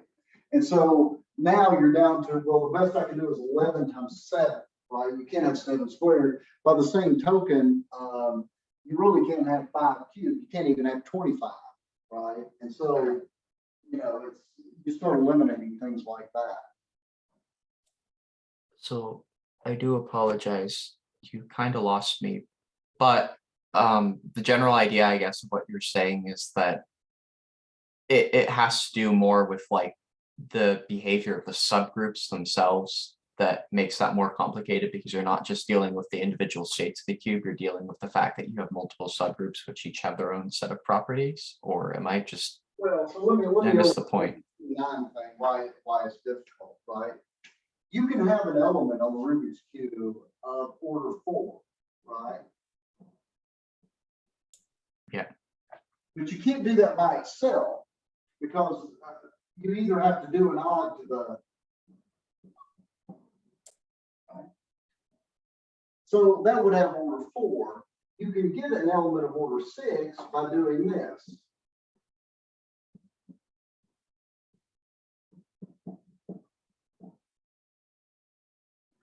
Right, because now this is even. So if you multiply this, the order of this, these are disjoint cycles, is the least common multiple 3 times 2 times 2. Agree? So that's order 6. You okay with that? Yes. Okay. Now you can even make some pretty impressively long things here. D, E, F, G. So that's even. 1, 2, 3, 4, 5, 6, 7, 8, 9, 10, 11. These are both even permutations because it's an odd cycle length. This has order 7, this has order 11. What's the order of this move? If all the orientations are 0, what's the order of this move? 77. Right, it's the least common multiple. Is I okay with that? And sorry, how like would we prove that? Like what theorems could we say? Because I think that was kind of a homework question where one of the orders was 5 and the other order was 7. That's just a theorem I gave you. I won't expect you to prove that, but you can use it however you like. Okay. That if you have a product of disjoint cycles, then the order of that is the least common multiple of the lengths of the cycles. And if they're disjoint, it just means that they don't have overlapping That's exactly right. elements. They have to be disjoint. But when you do that computation out, it always puts them into disjoint terms. Everybody with me? So this is how I make a 77. It's the least common multiple of 7 and 11, right? Everybody okay with that? I agree. How are you going to make a 49? See, I got a 77 by multiplying 2 smaller numbers, and the least common multiple is that. What are the factors of 49? I mean, if I try to do the same trick to make an element of order 49, I'd have to multiply 7 cycle by 7 cycle, right? But what's the least common multiple of 7 and 7? 7. 7. So it doesn't help when you have a square like that. And that's why you're not going to get an element of order 49. Because to get an element of 49, you have to have a 49 cycle. And you've only got 8 corners and you've only got 12 sides. You can't have a 49 cycle. So there's never going to be an element of order 49 on there.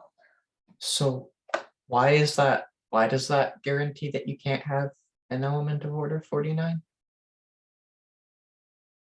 Well,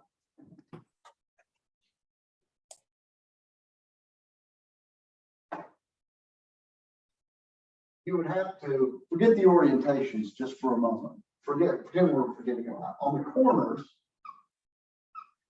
you're going to have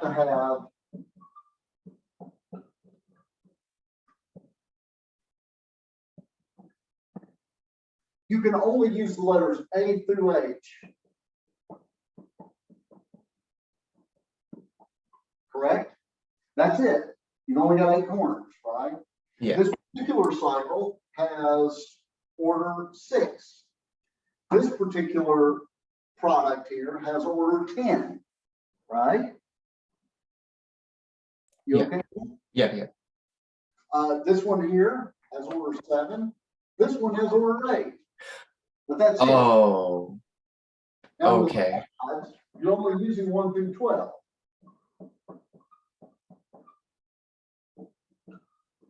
Or some subset. This one here has order 8. Here, let's just take 7 out of it. 1, 2, 3, 4, 5. This has order 20, etc., right? Now, what you need is you need some order here n and some order here m, such that 49 is the least common multiple of n and m. Right? Okay. But there's no way for that to happen because one of these has to be a multiple of 49, right? Oh, okay. You just don't have enough stuff. Now, and you may criticize me and say, well, Jim, what if you throw in the orientations? But the orientations here come in groups of 3 and here in groups of 2. So you're only going to mess with things by factors of 2 and 3. That's not going to, again, that's not going to give you something with factors of 7 in it.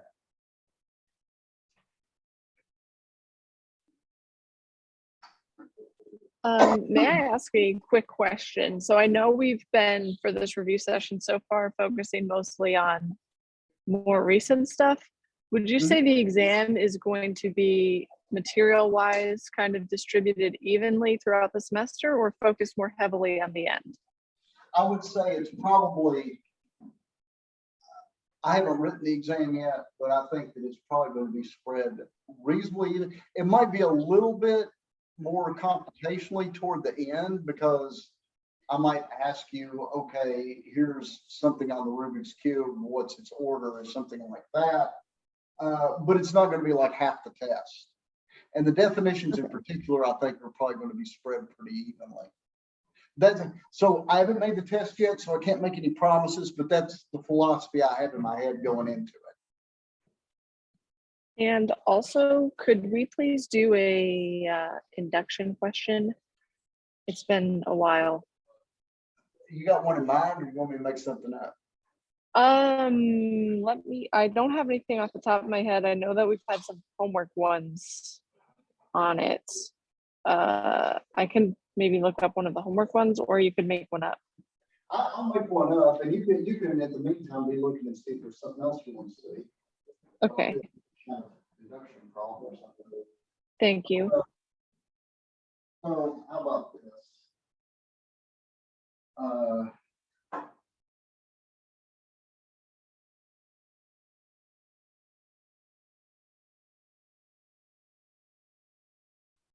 Let's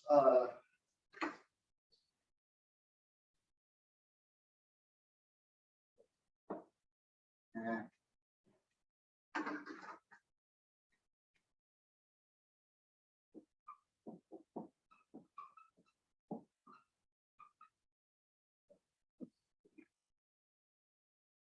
Give me a positive integer. 4.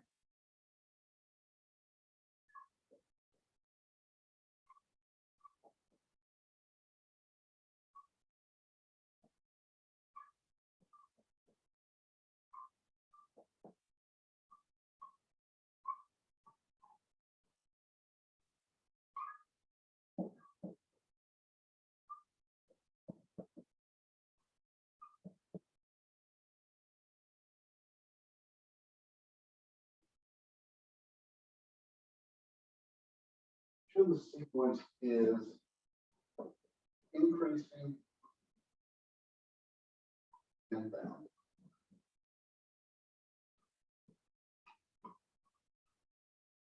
Okay, I like this problem because it's going to make us think a little bit about what the answer is in the first place. Increasing. Really quickly, would you mind using the black marker? I don't know, it just kind Yeah. of shows up more easily. I'll do that. Can you read that so far? I think so. I think it's just like square root of 4 and then 2 times and 3 times and then 4 times inside of it. And Well, here's the interesting thing about this.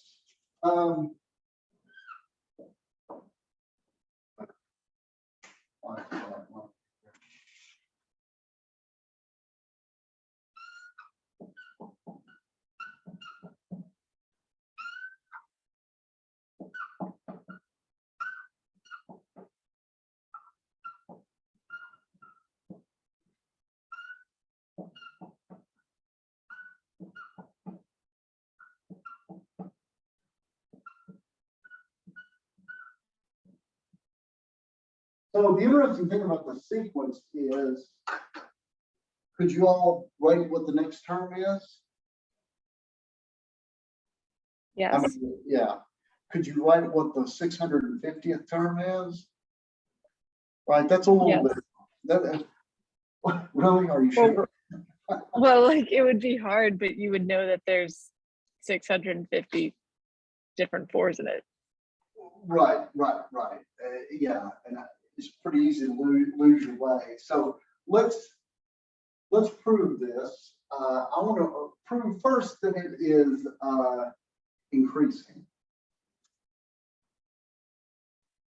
So let's do this first.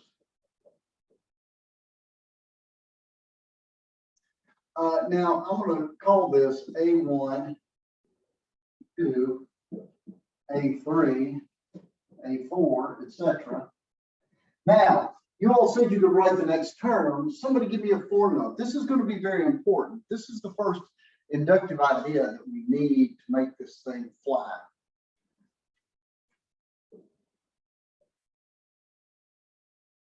Suppose I have the nth term. What do I do to the nth term to get the next term?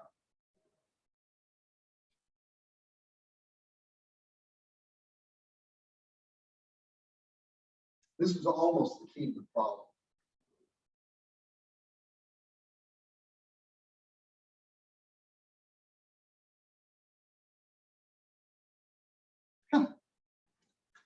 Not quite that easy, huh? How is it that, what is it that I'm doing here? How do I get the next term out of the previous term?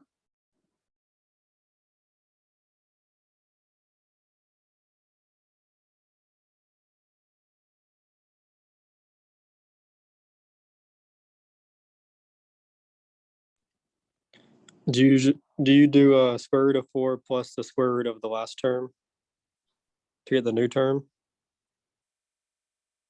Maybe. I'm not 100%.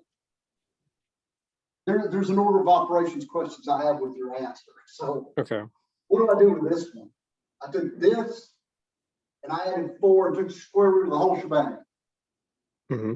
I took this one and then I added 4 and took the square root of the whole shebang. So it looks like what I do is I take whatever the previous term is, tack on 4 and take the square root of the whole thing. Everybody okay with that?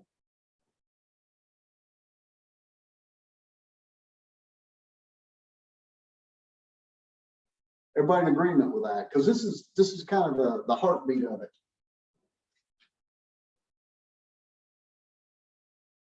So to show that this is increasing, you need to show that AN is less than or equal to AN plus 1 for all n.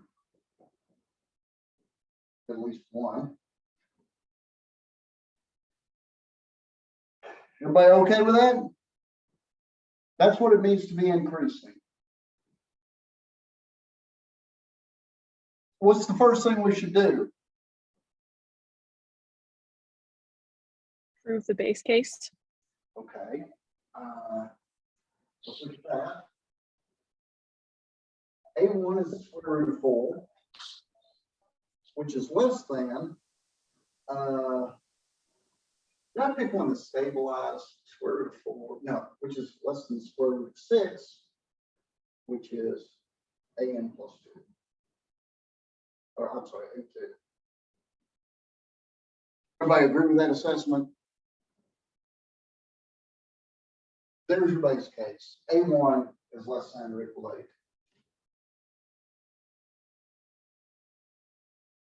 So now suppose for some m greater than or equal to 1, am is less than or equal to am plus 1. Now we need to show, this is the part where we build our ladder.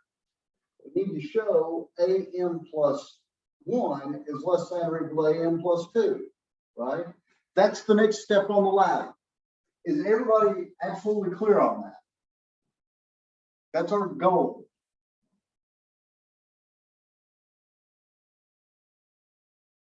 Everybody okay with that?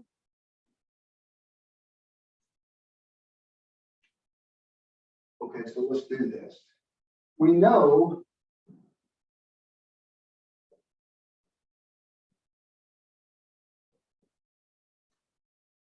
that's our rung on the ladder. How am I going to use that to step up to the next case?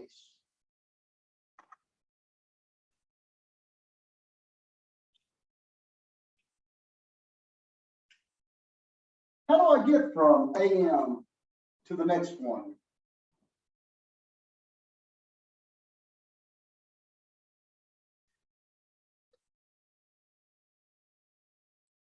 You add 4 to it and then take the square root of that quantity. Okay, so let's do this. Add 4 to am, and the inequality is preserved, correct? Yes. These are positive quantities. Makes sense to take the square root.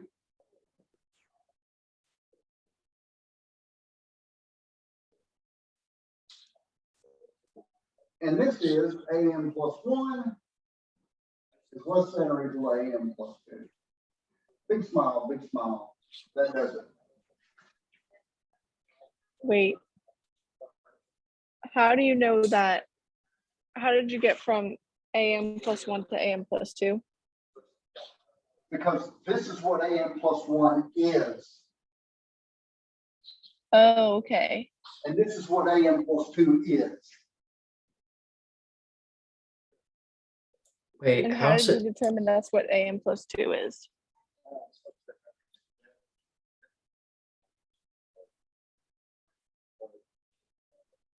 Like I'm having trouble with the 4 plus am plus 1 becoming just am plus 2. This works for every m. This is Oh, always because you just add 1 to the n for the n. Okay. Connor, did that fix it for you too? I was just wondering, how does that, so you're showing that it's less than or equal to the next item in the sequence, but how does that show that it's bounded from above? It doesn't. That's just the increasing part. We've also Oh, okay, I see now. I'm sorry. I didn't realize that was just the first part. No, it's a good question because we're not done. We also got to show that it's bounded above.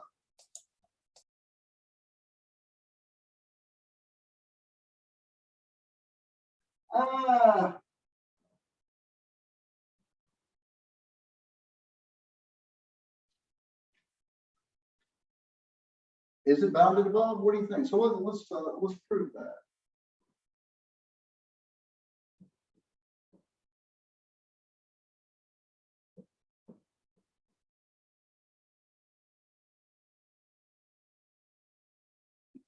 What was that? What's that?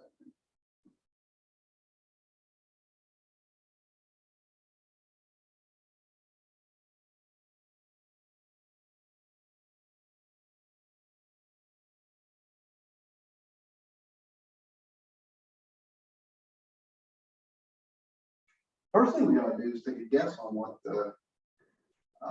it's bounded above by. Anybody want to guess?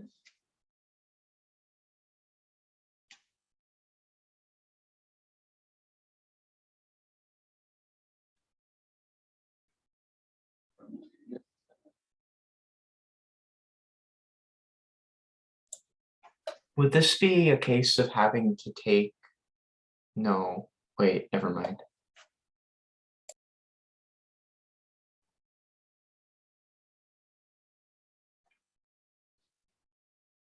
Anybody want to guess? Let's see, the first term is 2. The second term is the square root of 6. The next thing is the square root of 4 plus the square root of 6, which is, anybody want to guess?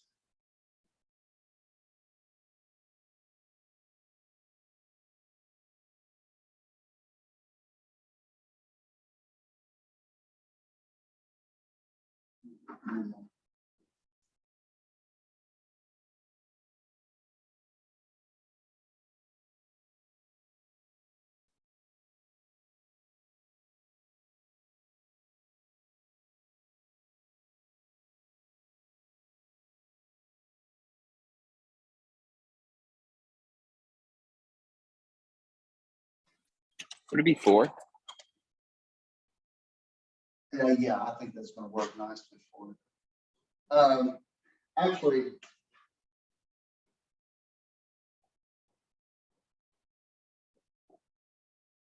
anything less than that will work. And that's what? Just a smidge over 2.5, right? So 3 should work. But you said 4? 4 is a good guess. I like 4. I'm digging 4. So let's show this down above. I claim each AN is less than or equal to 4. 4 sounds like a nice round figure. Wait, how did you get to that? I'm a magician. Which one? The 1 plus radical 17 over 2? Either.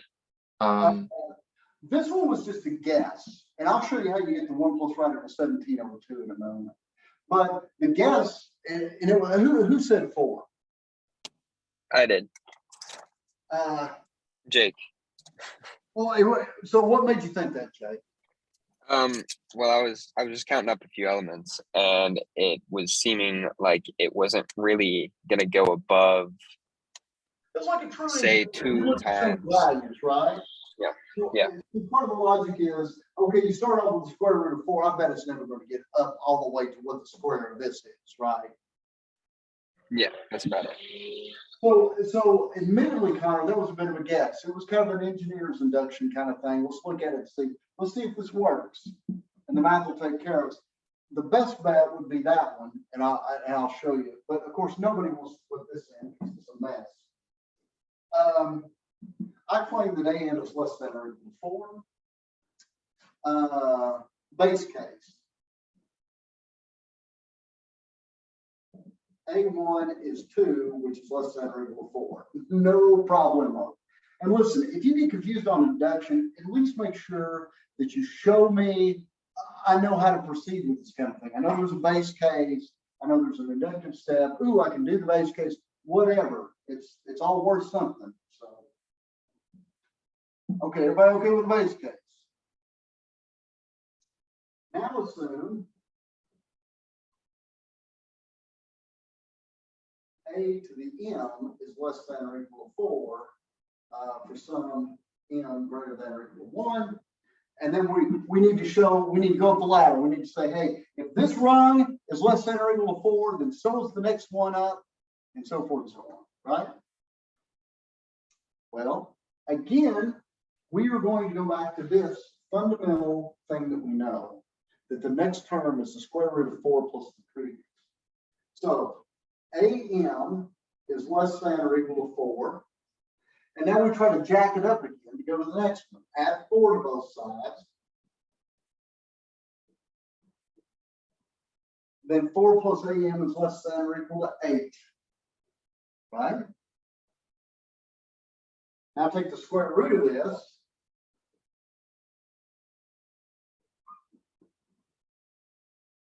And I don't know much, but the square root of 8 is less than 4. Everybody agree with that? Because 4 is the square root of 16.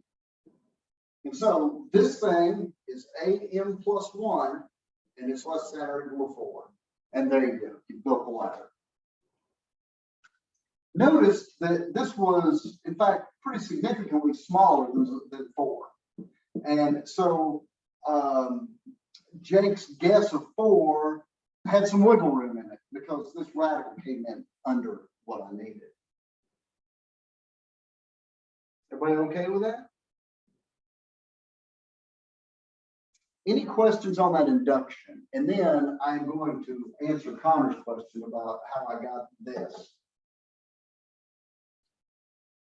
Any questions? So, oh, sorry. So for induction cases like this, where we're dealing with bounds, would it always be something that we can break down into terms where we can apply the operation to both sides like that? Well, you know, God didn't create the universe so that all problems are easy, but I mean, I'm gonna try to make the induction problems what I would consider to be reasonably routine. And even if you get kind of, you know, a little panicky or whatever on the exam, do what you can, you know, do the base case, explain what you would try to do to get the inductive step or whatever. Yes, induction can be used in mainly, in this class, I've shown most of the stuff was pretty routine that we did in this class, but induction can get pretty hairy, depending on the level of, you know, how deep you want to go into the woods. But I'm not going to expect that on final exam. Okay. So, where does this come from? Well, where did my best bound come from?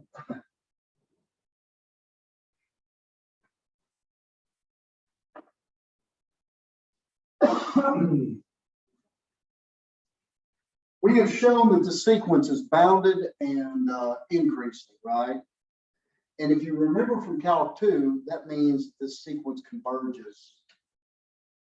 So let n go to infinity, and this converges to some limit L.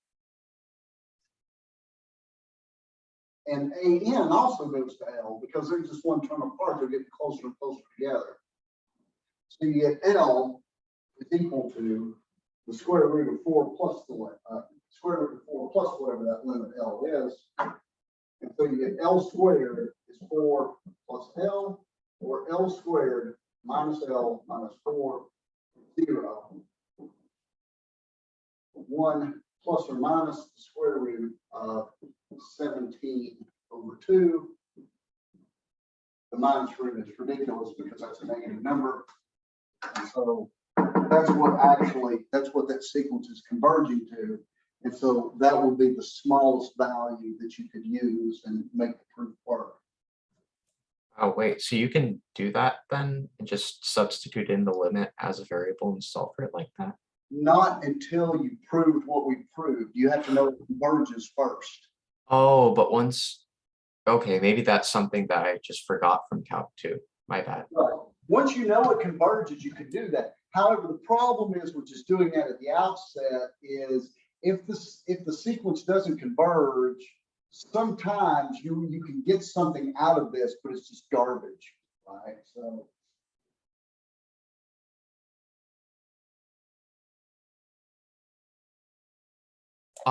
Speaking of limits, will it be likely that we may, well, I mean, is it possible that we may be asked about some of the approximation, like the integral bounding approximation methods that we talked about? Oh, maybe conceptually, but I mean, I don't think I could give you something that required the kind of computation that I asked you on that homework problem. I mean, that you know, that's too much. I think that's really more of a homework problem, I think, than you know, I might ask you something really simple with only 3 terms or something and say, how would you bound this, you know, to see if you understood the boxes or something. Or like error, like finding within a certain error range, perhaps? Right. I mean, I might ask you how to do that. I mean, that's something, again, I haven't made up the exam, but that would be something I would consider perhaps fair game, but not to the kind of computational complexity that I expected in the homework. Okay.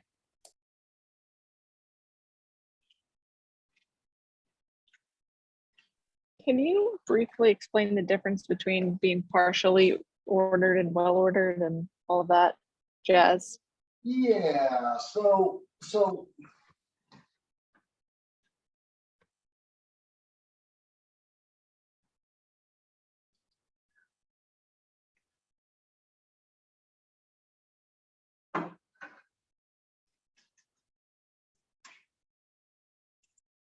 Let me give you a couple examples.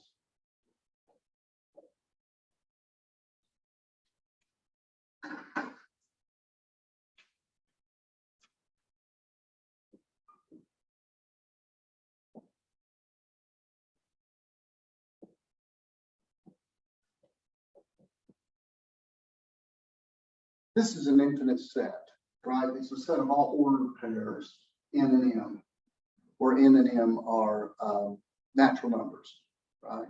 So you've got 1, 1 in there, and you've got 1, 3, and you've got 7, 14, and so forth and so on, 3, 2, like that. I'm going to declare the following partial order.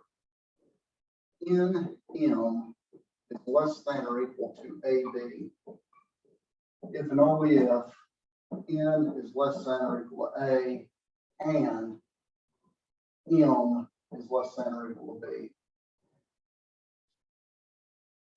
Right, so And for, what does it mean to be partially ordered again? well, I'll show you. So for Okay. example, this means that 3, 4 is less than or equal to 5, 7. Because this is bigger than this and this is bigger than this, right? Mhm. But 4, 3 and 5, 2 are not comparable.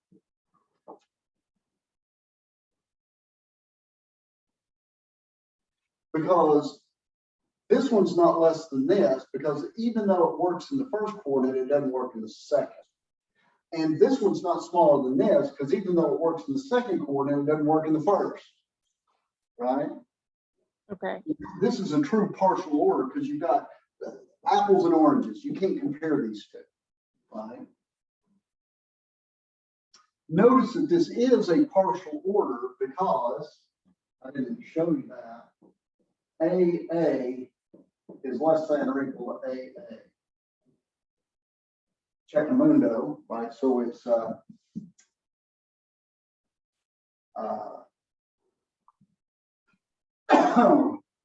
Wait, is that second A in the second term capitalized? no. Or they split? Okay. Anything's less than or equal to itself.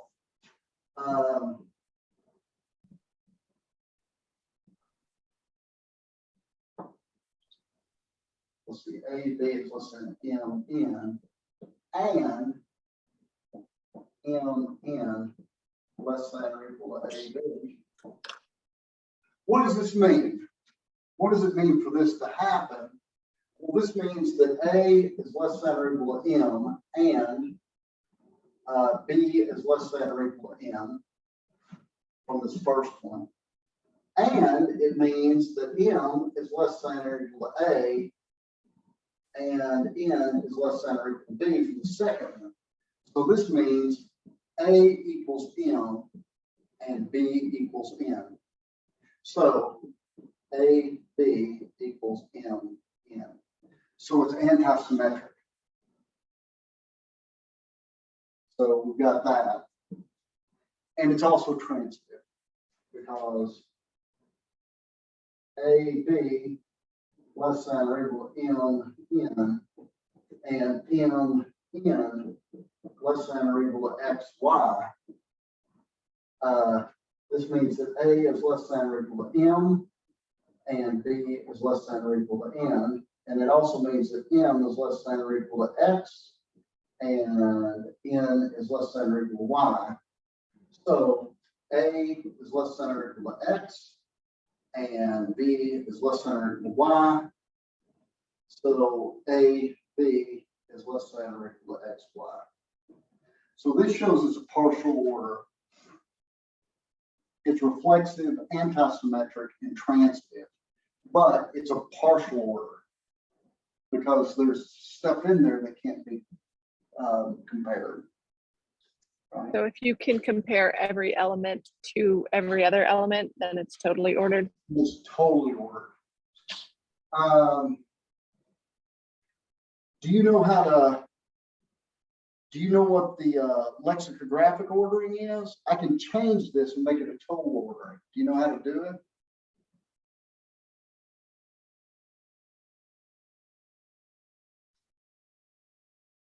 So this is the same as looking up, if you know how to look up a name in the phone book or a word in the dictionary, you know how to do this one. So here's a total order on this set.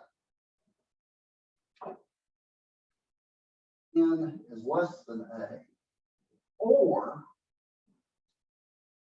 N equals A, and M is less than or equal to B. So here's the way you do the contest now.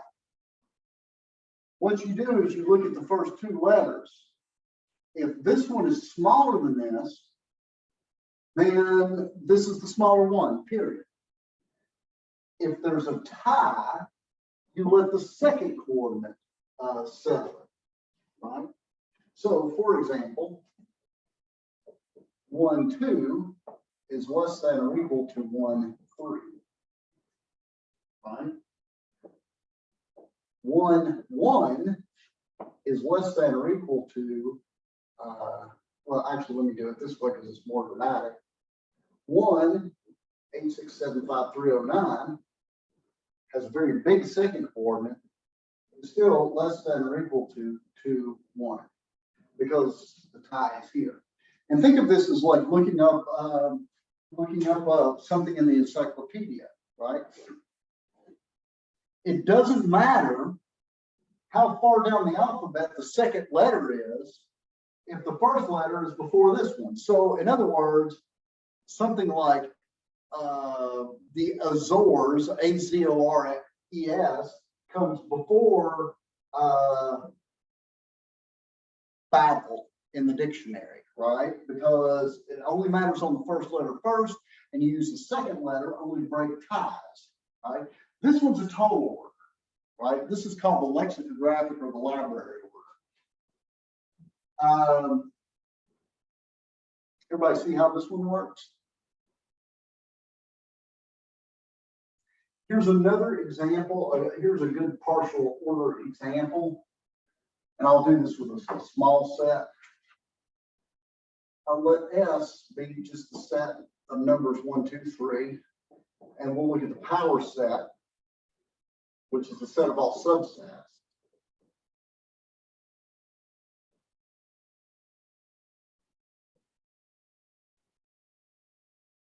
Two element subset.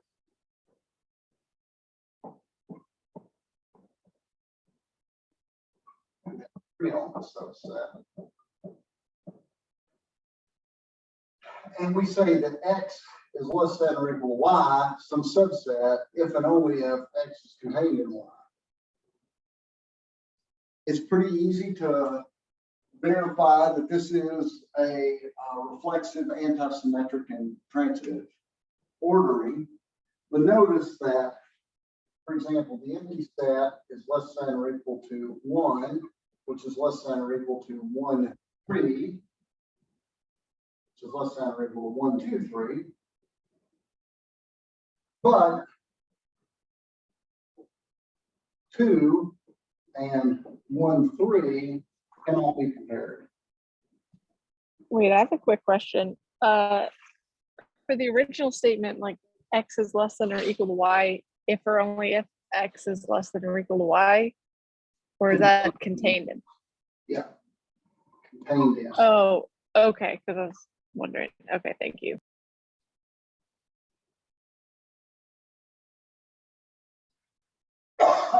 So there's an example of that.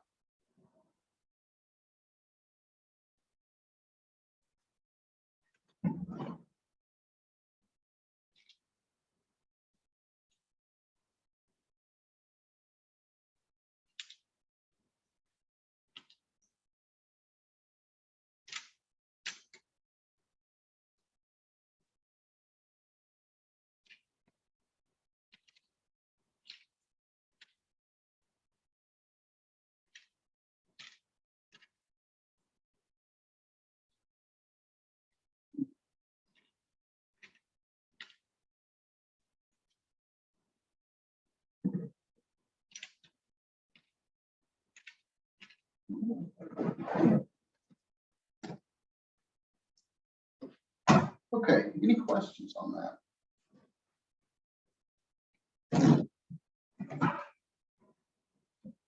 See if I missed anything.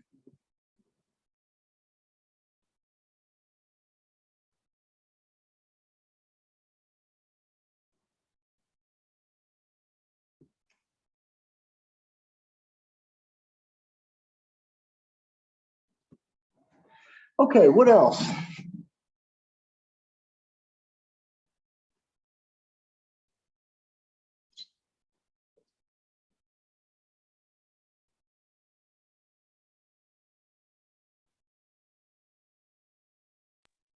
How many questions do you think the exam will be? Like, I know there's probably going to be like a lot of definitions, but how many kind of more computational and I don't proof? know.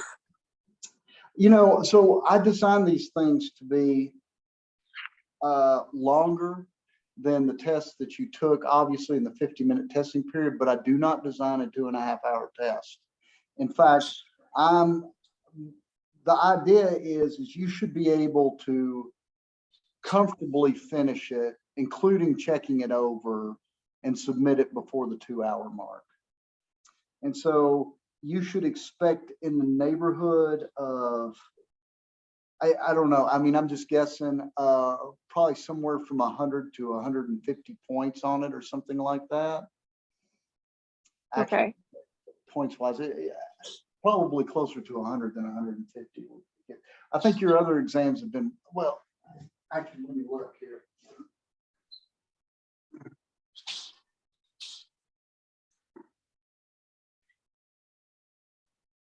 Oh.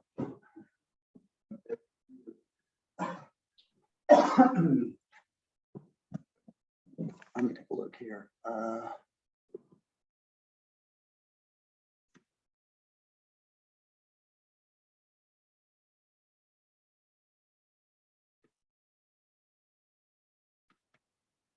Let me take a look. Remind myself what your exams were. I guess we were in the 70s. Yeah, I mean, I guess 150 would be about twice that, but I don't anticipate it being quite twice as long.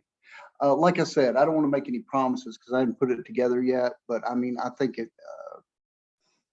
I don't think it'll be that bad. Like I said, I design it to where I don't want you all to have to take the whole period. I mean, you certainly can take the whole period if that's in your comfort zone, but I'm not trying to fill up 2.5 hours.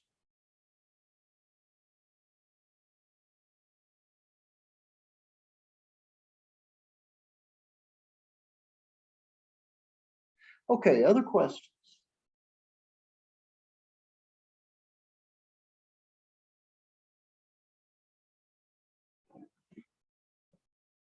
Yeah, I'm sorry that it worked out this way on the Zoom thing. I gave myself, I'm cleared and all that sort of thing, but I gave myself one of those tests at the last minute, and I was like, crap, because it came up positive. And you know, I think that I'm probably not contagious, but I wasn't going to roll the dice with you guys. Kind of sucks to do the review session this way, but oh well. So Yeah, how, I know. Oh, sorry. Go ahead. no, it's fine. No, I was just going to say, like, unrelated to math, that my brother had COVID over Christmas, and even after like the 10 days or whatever, he still tested positive. So I don't actually know how long that lasts for.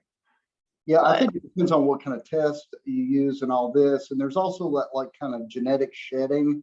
And so it's really hard to tell, but yeah, I mean, I feel tip top. I mean, I lifted heavy yesterday and played basketball by myself, of course, but you know, but still, I'd feel really bad if I made anybody else sick. So.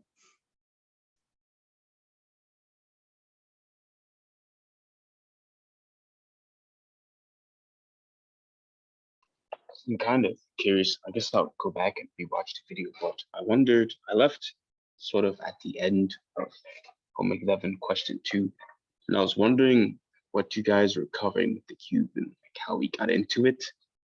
I just kind of arrived somewhere in the middle or towards the end of like this whole ordeal.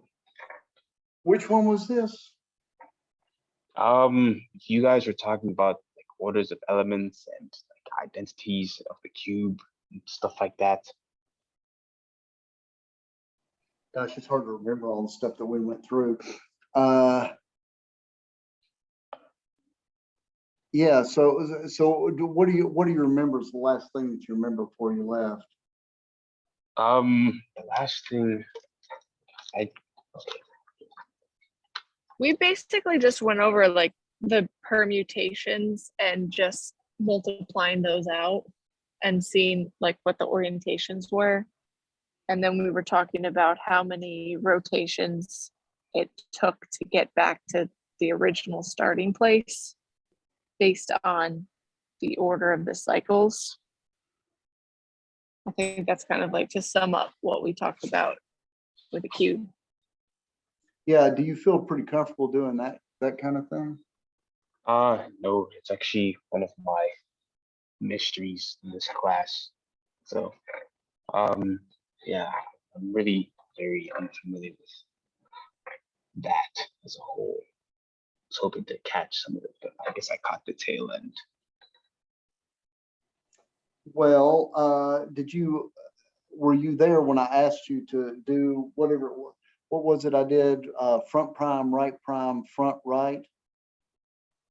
I think that I may have been there, like in the middle of it, I think.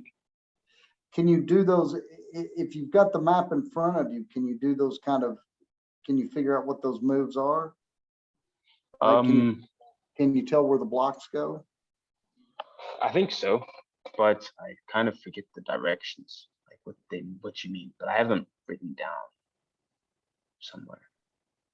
Well, on an exam, even if you got the things wrong, if you're clear, I would give a lot of sympathy to somebody that, you know, you rotated them out of order or something like that. But as long as you make clear to me what you're doing and you do the computations right, I'll have a lot of. So can you do that kind of stuff where I tell you, okay, move the front side, move the down side, move the upside. Now tell me where all the pieces go. Yes. Like if you were to say like think A is like top left and B is like top right, you said like a 90-degree turn right, and I'd say that A goes to B, and then there's like I think I forget what it's called, but you have like the little numbers that flop from 0 to 1 or 1 to 2, like those type of deals. Mm-hmm. Yeah. I haven't associated that with the actual directions at all, like the front, down, and the left, and the right.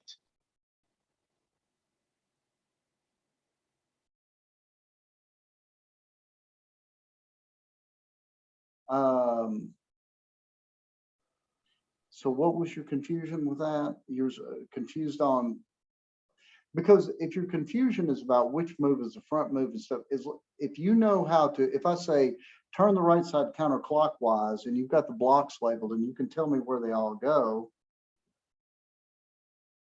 then you can do it right. Okay, yeah.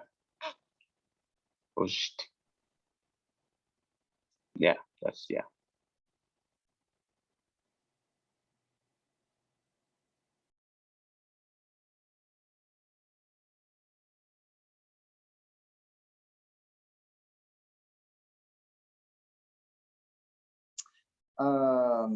Here, I need to text it back up here from my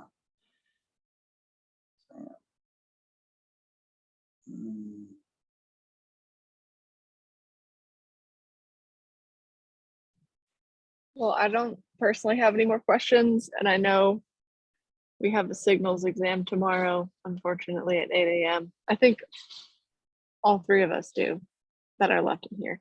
So I might. Wait, yeah, you guys are both in signals, right? I'm not. Oh, you're not? Okay. We're just in so I'm many with other you. classes, I guess I just assumed. Okay, well, thank you for taking the time to help us out tonight and have the Zoom session.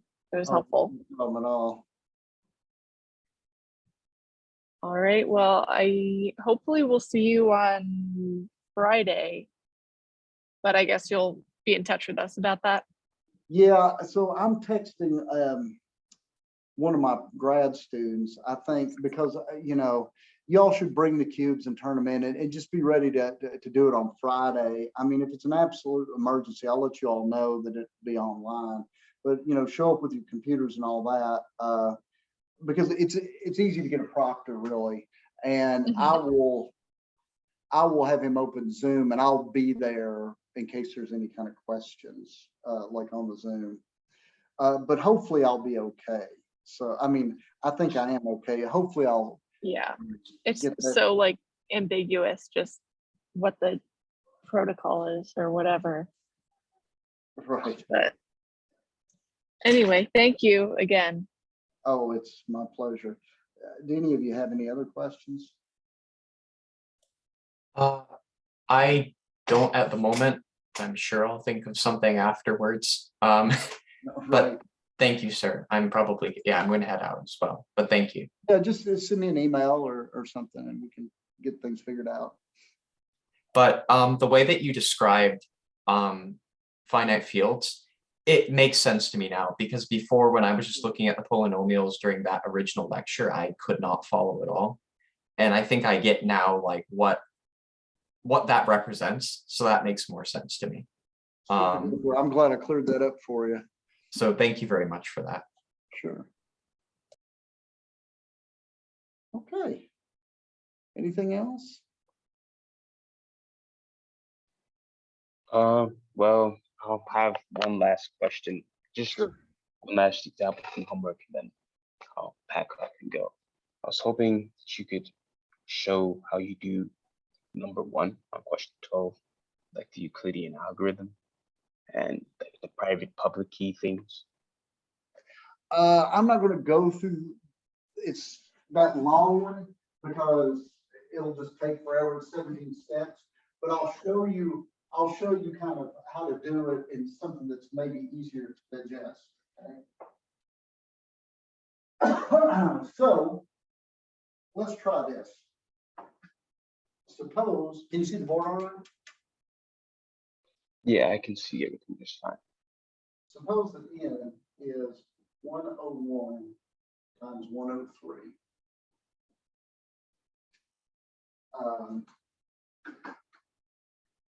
And let's see, 100, 102, 1. And let's let, and let's see, B equals 7, or A equals 7. This is our public key.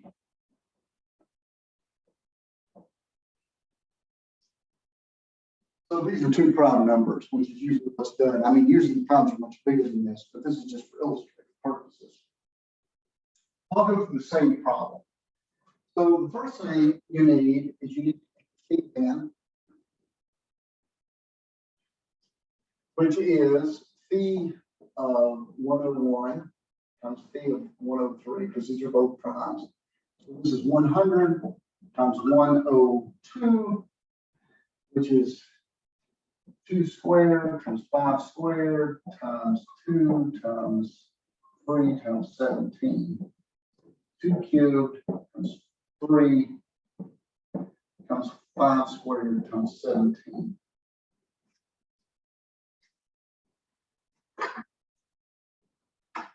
So notice it was easy for me to figure out what phi of n is. And this is, I'll write this out. This is 10,200.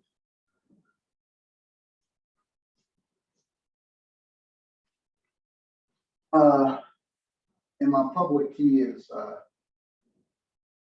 7. Actually, I'm going to make it something bigger, just so there's more steps. Maybe.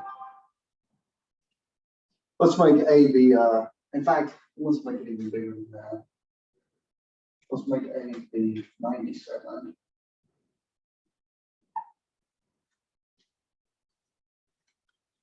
Now, what has to be true is you need that part of the public key, in this case 97, to be relatively prime to phi of n. which it is. Notice that there's no private 97 over here.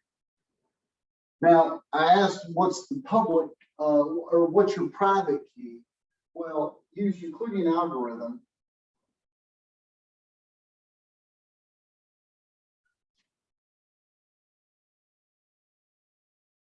On 10,297 to determine.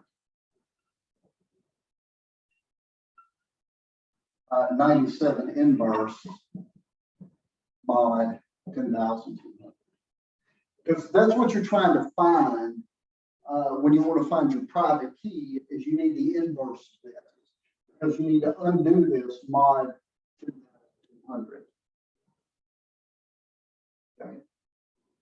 Now, so what do we do? Well, here's how you do the Euclidean algorithm. 10,200 is the big one. You divide it by 97. I get my glasses here. So I'm going to go through this calculation for you here. 10,200 divided by 97.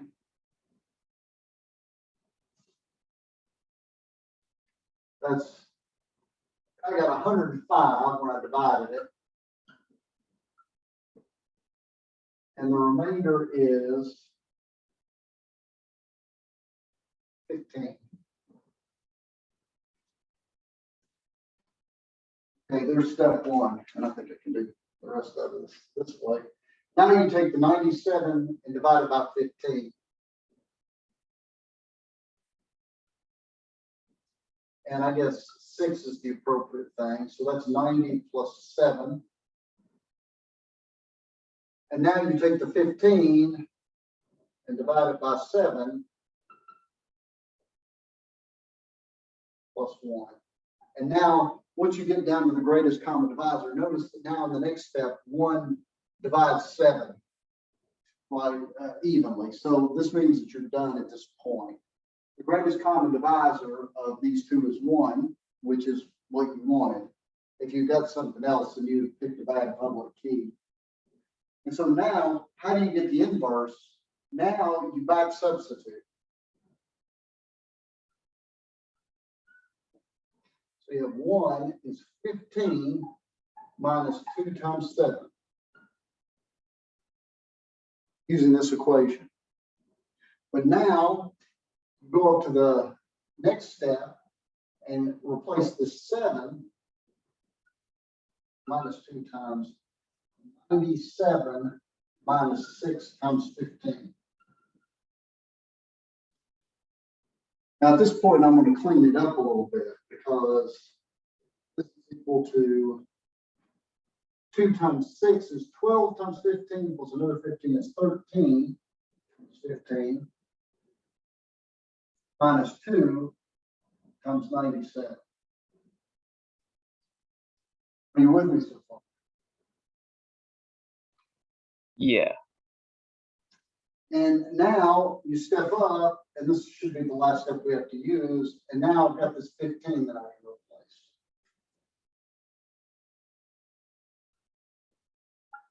And that 15 is 10,200 minus 105 times 97 minus 2 times 97. And if I clean this up, this is 13 times 10,200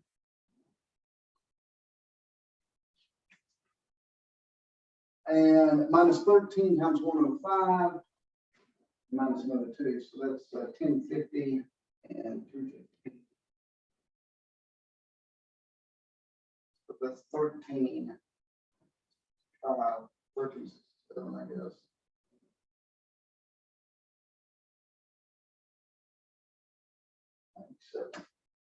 And actually, let me just check my arithmetic there. 13 times 1. Yeah, 1367. So what this means So the equation that I've gotten, when I've slogged through all this, 1 is equal to 13 times 10,200 minus 1367 times 97. So if I reduce this mod 10,200, which is what I wanted to do, because I want to find 97 inverse, this means that 1 is equivalent to minus 1367 times 97 mod 10,200. And so my public key, or my private key, is minus 1367, which is equivalent to 3.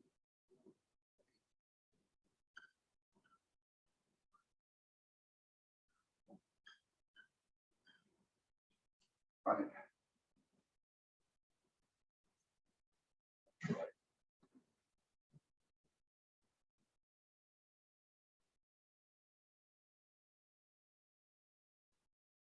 Yeah, 88.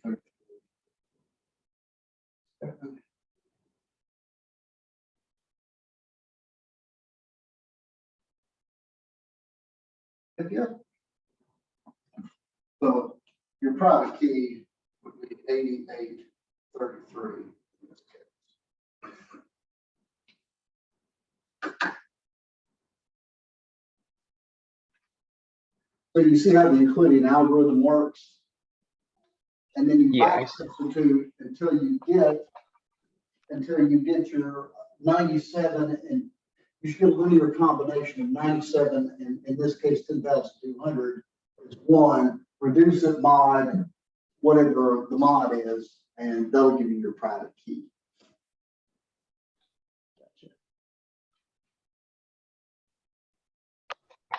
Okay, well, thank you, Doctor. Welcome. All right, I will see you. Thank you. Bye. Okay, have a good one. Bye-bye. You too.